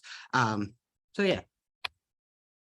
Yeah, the concept, the composition of the body, I was supportive of. I think I defer obviously the content of what this committee looks to the council. I think one thing to caution, right, is for example, does the body sort of preempt the council from taking an action the council may be leaning towards? Like, that's something for you all to decide. Right. So just picking one, the representation of committees, right? Like a body could come back, a committee could come back and say, there is no challenge with it. And maybe that's not a direction the council chooses to take. So then you're going again. So that's just something for you all to determine. But so I'm not weighing in on the content of the matter, but the composition is I was consulted. I'm comfortable with it. Yeah. And just to give you a little history, we did have a citizen charter review committee 10, 12 years ago. We worked on a significant, page by page, section by section review of the charter, and came up with quite a substantial charter for the voters and got voted down. Part of the reason that it got voted down is that if you're doing substantial changes that are voluminous, that are too long to print them all on the ballot. You have to do them as one yes, no question, the entire thing. And that becomes a really hard sell. You have to then print copies of the charter change. You have to, publish it. You have to send it out with absentee ballots. You have to post it in the voting booths. You have to, if there's one small section that voters are uncomfortable with, then the whole thing goes down. And so since then, it's been more of our practice to, pick 3 or 4 things that are something, topics that are under discussion, so that we can put them as individual items on the ballot. I'm not saying that you can't do something more substantial and more holistic, but I just want to let everybody know that's what the process is for doing larger sort of bulk changes. Some of the items that are proposed on the resolution, I think are worth exploring. Some of them don't. If I were on the committee, I don't think they rise to the level of needing exploring at this stage of the game, but that's personal opinion. So. That's a boot. Yeah, so I'm actually against this, and I think we've done a pretty damn good job at, excuse my language, at doing our charter changes since I've been on city council. I look at this resolution and I'm a little annoyed by it. I'm not going to lie. Clarification of section 601B, ability for a city council to appoint multiple city attorneys based on respective areas of expertise, extent and impact of overrepresentation of non-residents serving on city public bodies, which I think that's a reference to Bob Nelson, who is on our. That is not. Well, I'm just saying that this right here, this list, Well, this, just as- well, that's fine. I'm just letting you know that this list is I'm the mayor and I want this stuff to happen. And that's what it looks like to me. And if it looks like a committee that's being set up, that one is going to burden staff already. And it's just, I'm a complete no on this. And it frustrates me because it feels like this is a process where we're going to end up having the mayor and one other councilor on here, and it's going to be driving the conversations that are not here at city council level, which is our job to deal with the charter and to deal with those questions. If we don't want somebody on the council or on a position that is from another municipality, then we don't appoint them. We already have that in there. And this whole thing is just no. How do you really feel? I'm very unhappy about this. Look, Counselor, I've got my reservations as well. One thing I would like to make clear is that discretion rests here with the council. That if we do not want to send anything to a committee, if we want to look at a traffic issue ourselves and we don't want to send it to the traffic committee, that is certainly within our purview. And I think everybody understands that the committees are there and we appreciate the service of the members, but they're there to assist the council. And if the council feels that they want to keep the discussion here in the council chambers, then we certainly have discretion to do that. 601B, I think that's one of the issues. I was actually going to bring that before the council in a couple of weeks and try to clean up that language, because personally, I think we're in violation of the charter right now. And I think that is something that needs to be cleaned up. So as long as we understand that some issues remain with the council, I'm okay. try it. Excuse me. Yeah, Counselor Stockwell. I see it as an opportunity to have a group that could do a little more depth and do a little study and inform the council with some background information and some recommendations, which, as Councilor Lozon was pointing out, we can take or not. We can say, this doesn't agree with us, but it seems to me it would be potentially quite useful to have people who a standing committee that can methodically go through these issues and do some background research. Counselor Darren? So I guess one of my biggest concerns in kind of reading over this document seems to be a lot of the things are more things that you, Mr. Mayor, have brought up personally. With attorney, and some other things. I support a lot of the stuff that's in this document, but as a whole, I really don't support it.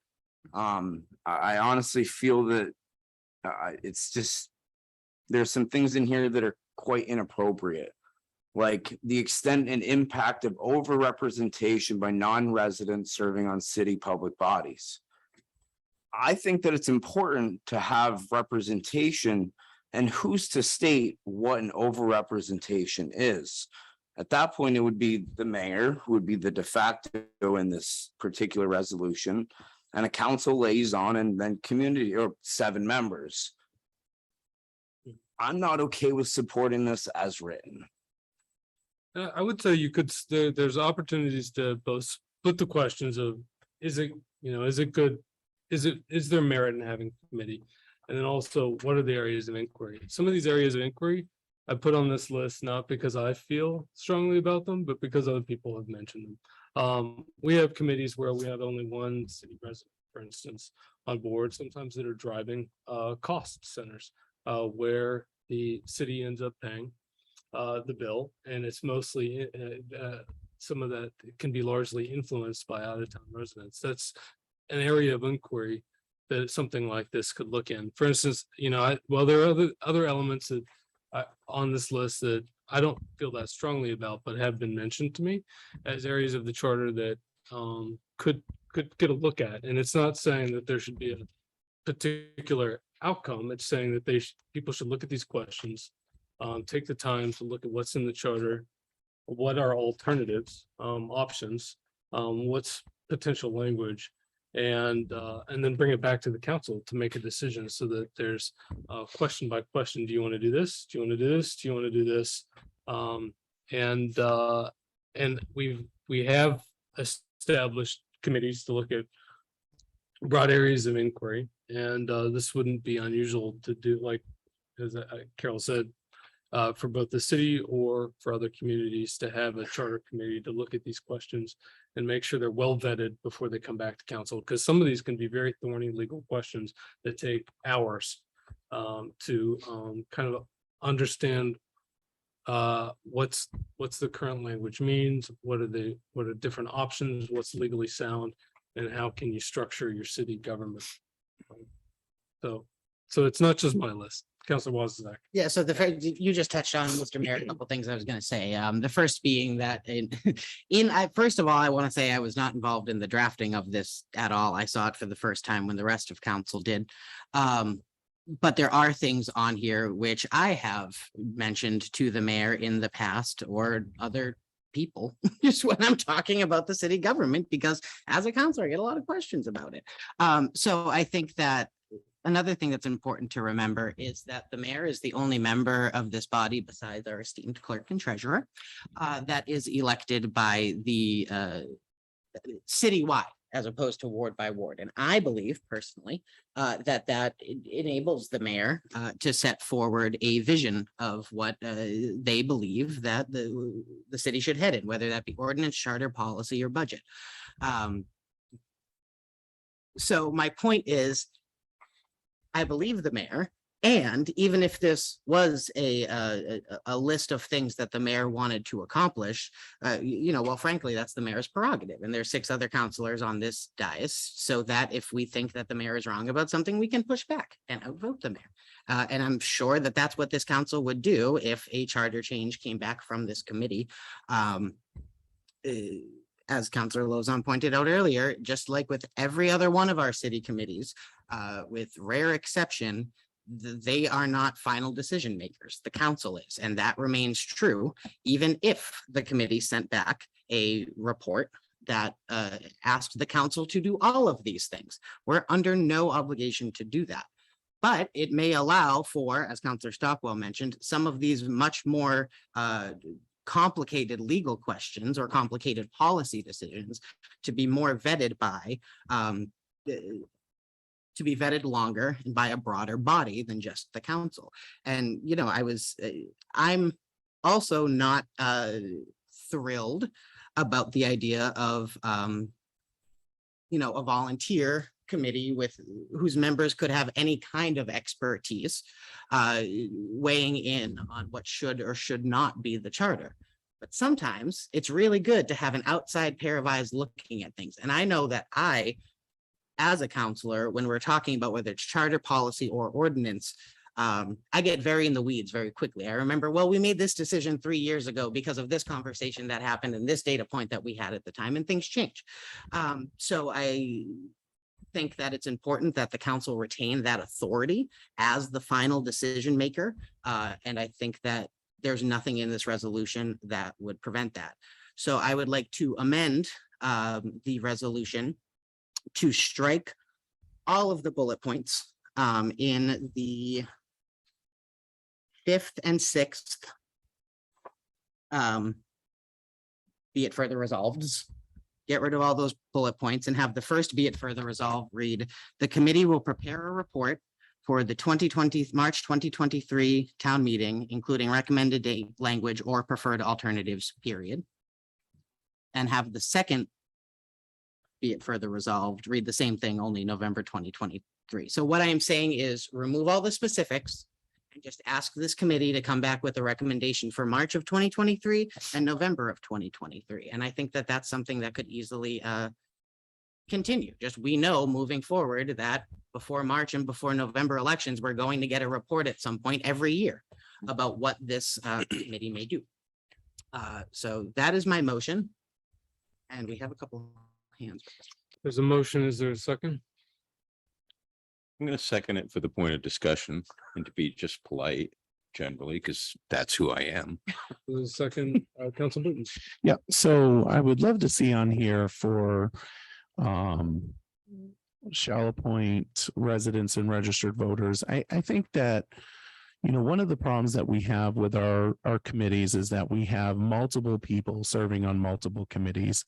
And it's one of those appointed positions. And, you know, if people want to have that much say, maybe they should run for city council. And I'm wondering if maybe we should add that in there, as if you're already on a committee, you shouldn't be part of this committee. I know that's not going to fly with everybody, probably no one, but that's okay. Well, as the mover, I would just say that I won't accept that as a friendly amendment because I we can still understand. decide it at the end. when the- I get it. I get that. Councilor Schonville. I guess I'm of two minds with this because it seems like a lot to ingest really quickly. When you say, Councillor Wozniak, to take out all of the bullet points so that there's nothing there, then it seems like a really vague mission for folks to prepare a report. It's like they have nothing to take aim at, you know, and with other committees, for example, like with the Equity Committee, they had a formal charge. They had, and it was a, I don't know if doable is the word, but it was narrow enough that they didn't have a lot of different things to address. And as I look at this list, you know, if the bullets were to stay there, then it reminds me of some of the lists that I saw when I first came on the council, that seemed like an awful lot to accomplish in 1 year Mhm. or in one 6-month period. Yep. And, likewise, if there's nothing on there, then it's like a Too open. shot in the dark. Mhm. And if we're going to go with this idea, I'd really like to see that we have some priorities that are in there that we want to have looked at. Because it seems like a really formidable list as far as I'm concerned. I agree with that. Yeah. So I think that I have heard from other counselors that there may be a path forward here, but it's a lot to take in at once and we might want to make some edits. So I'd be prepared to withdraw my motion and either make a motion to table or ask that we not end discussion, but understand we're not going to make a decision tonight, give folks a couple weeks to look over it, come back to it at the November 29th council meeting, because we don't want to do it on the 15th, because that's the ARPA thing. So that would kick it to the 29th.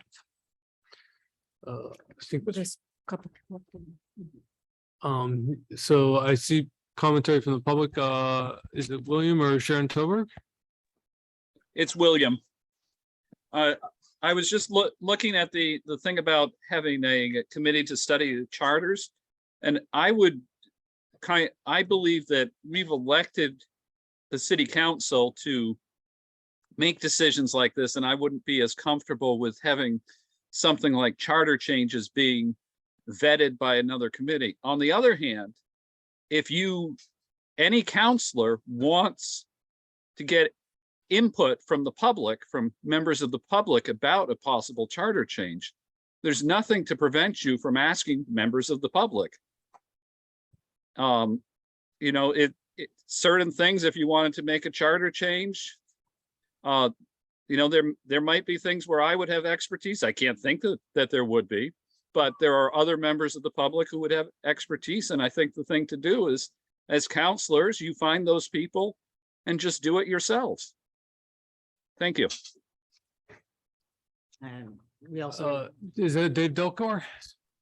Yeah, I was just gonna point out, there is no November election next year, so this would be the only thing on the ballot. And based on the list, it seems like those kind of questions, if they were the only questions that were being asked, you'd get like 50 people voting on it. I just wanted to point that out.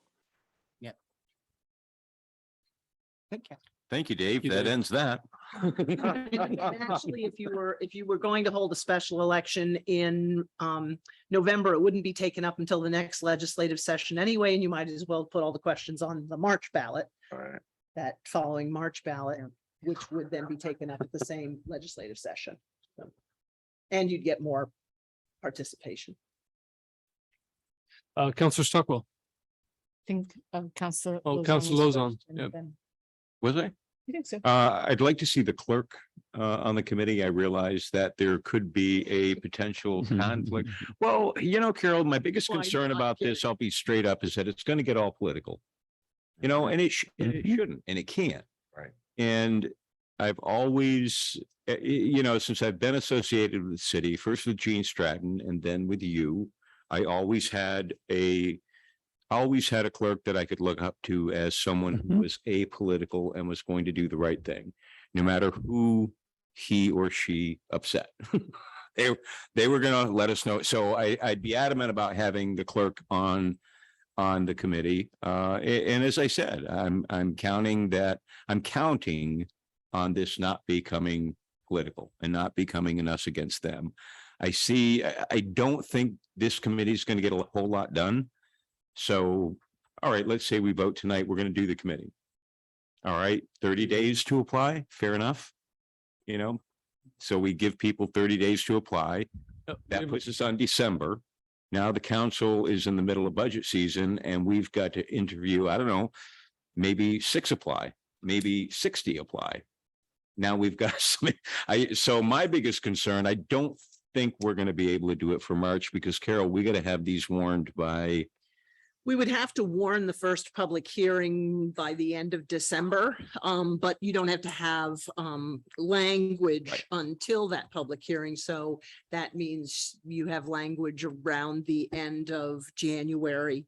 But still, it would be a relatively quick turnaround unless you targeted 2 or 3 specific areas. You know, and even removing the gender, even removing gender, you know, making the language gender neutral. As Carol pointed out, I felt really bad because Carol got crushed when she did that. We had so many, we were cleaning up the charter. There was nothing wild about it. It was all mundane stuff. A lot of it was grammatical. And Carol put so much work into it. And because it was just so damn long, people said they just didn't want to read it. And they said, I'm voting no, because I don't trust them. The nice thing about the making pronouns gender neutral is that we don't have to do it. Right. The legislature, Council actually has it as one of their directives that any charter language that comes before them, they automatically make it gender neutral. So anything that we don't have to spend a lot of time and energy on advertising and putting things on the ballot or anything like that. Any section we put forward that includes pronouns will be neutralized by Council at the State House. It's not holistic. They're not going to do the whole charter without us presenting it as a charter change, but certainly every section we put forward, they will be making those changes over time. So, you know, I would be comfortable, I with apologies, Mayor, I'd gut your resolution. I'd have one paragraph saying, okay, we're going to establish a committee with, I think there were a total of 7 members. So there would be the clerk, the mayor, and 5 other members, 5 other citizens at large. And let's see who applies and what it looks like. And if it looks like it's just going to be one big political thing, I'm not voting for it and not voting for any appointments. So, I won't take that as a friendly amendment, but I will withdraw my motion so that if you felt like making. yeah, so I'm fine with doing that if everyone else is. Just literally, I don't know that we do it in resolution form, but I don't think we need to rewarn it because it's on the agenda. But, you know, again, I don't even know, what if no one is interested in serving? What if only people from Barry Town are interested in serving? Wouldn't that be something? So Councilor Stockwell, there's a motion. I do think that that having residency in Berry City should be an important component, certainly a majority of most, if not all committees. But the other thing I would say is that maybe it should just be limited to review of ordinances and charter. So that it's both broader and simpler. So Councilor Lozon, you have a motion to. Yeah, I'm gonna just move to establish the committee and we'll learn the rest. We may not give them any charge before January. We may not have time. So the council we can establish the committee. We can advertise the committee, see if anyone is interested. And that will give, I mean, we're 45 days away from seating this committee under the best of circumstances. So that will give us time to figure out what the charge of the committee is, something we all agree on, and what their initial tasks as assigned by the council are going to be. So to establish a committee with 5 members, the clerk, or 7 members, clerk and the mayor. And then to follow the appointments policy to get it established with no residency requirement. Even though they can't vote. Well, it's the only policy we have.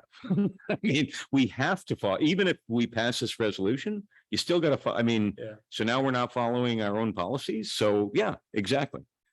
We'll figure it out as we go. We'll be okay. So under discussion there, we have this appointments policy. We say we're gonna only set these up by resolution. We say we're gonna be clear because the reason we had that policy is because it was getting pretty noisy and political about how we were setting up boards, committees, and commissions. The idea is that council would only do this if we had a clear charge, we had a clear composition, we had clear terms.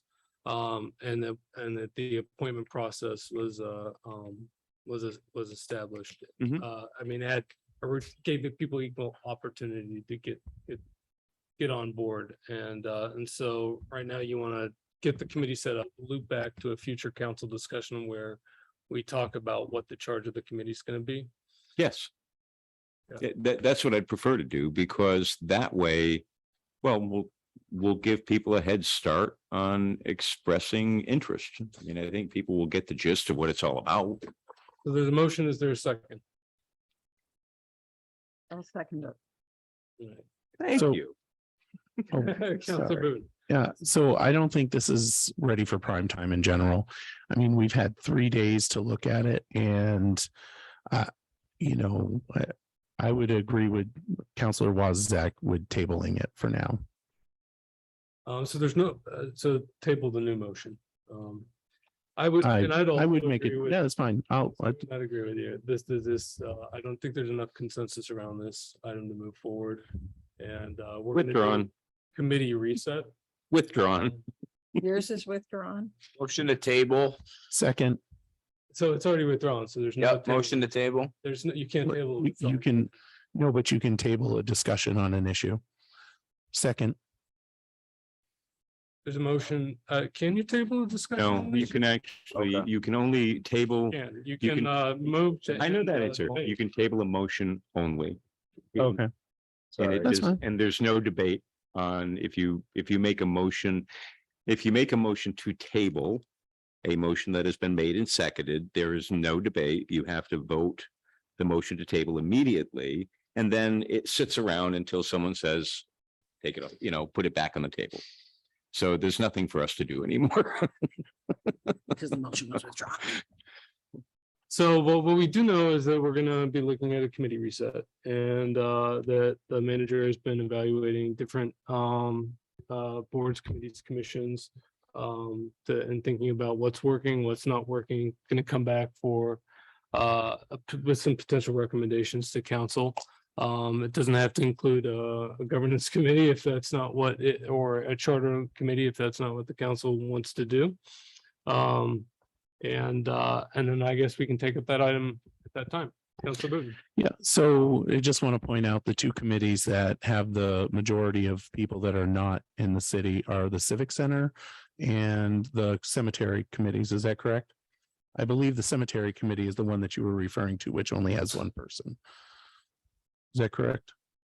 I don't- don't know. I'm not that I'm, intimately familiar with the makeup of No? the committees. Sorry.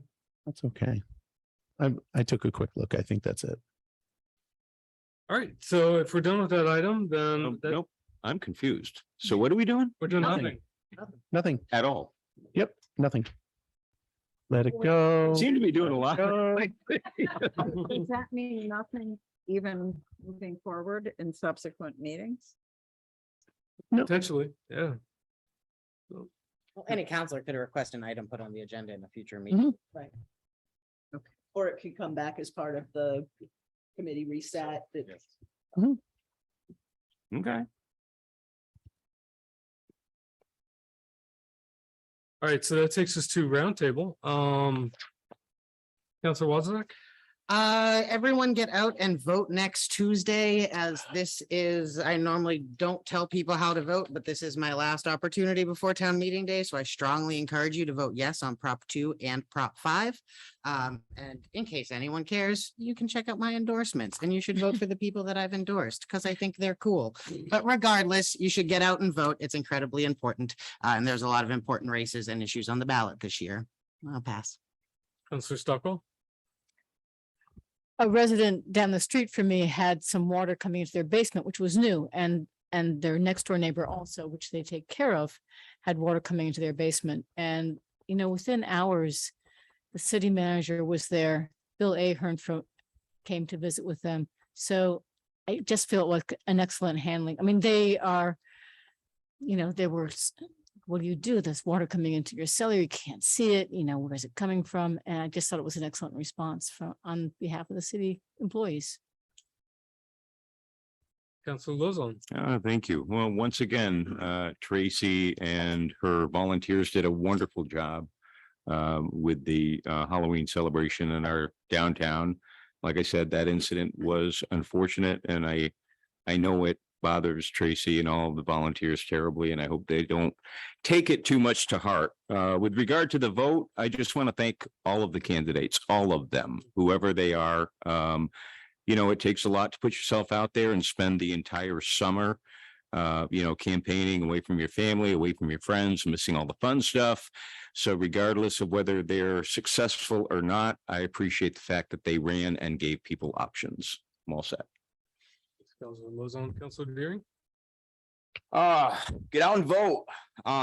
Really make sure you get out and vote. I don't normally get on the soapbox about political things on council, but vote no for Proposition 5, Article 22. It's too vague. It doesn't have enough direct language, and the word woman or abortion aren't even in it. So to me, that's my vote as a person, and that's my round table. Thank you. Councilor Shambo. I echo the sentiment to please vote. I won't say how. I have a clear idea as to how I think it should be done, but that's not my call for anybody else. Still, there's a lot at stake, and I think there's a lot of thought that people really need to put into this and think about what the possibilities of the future or lack of the future could be. Yep. So I would agree with everybody. Obviously, get out there and vote. It's our civic duty, and it's a privilege that we have in the United States to do that. Not all countries have that blessing. I'm with Councilor Shambo.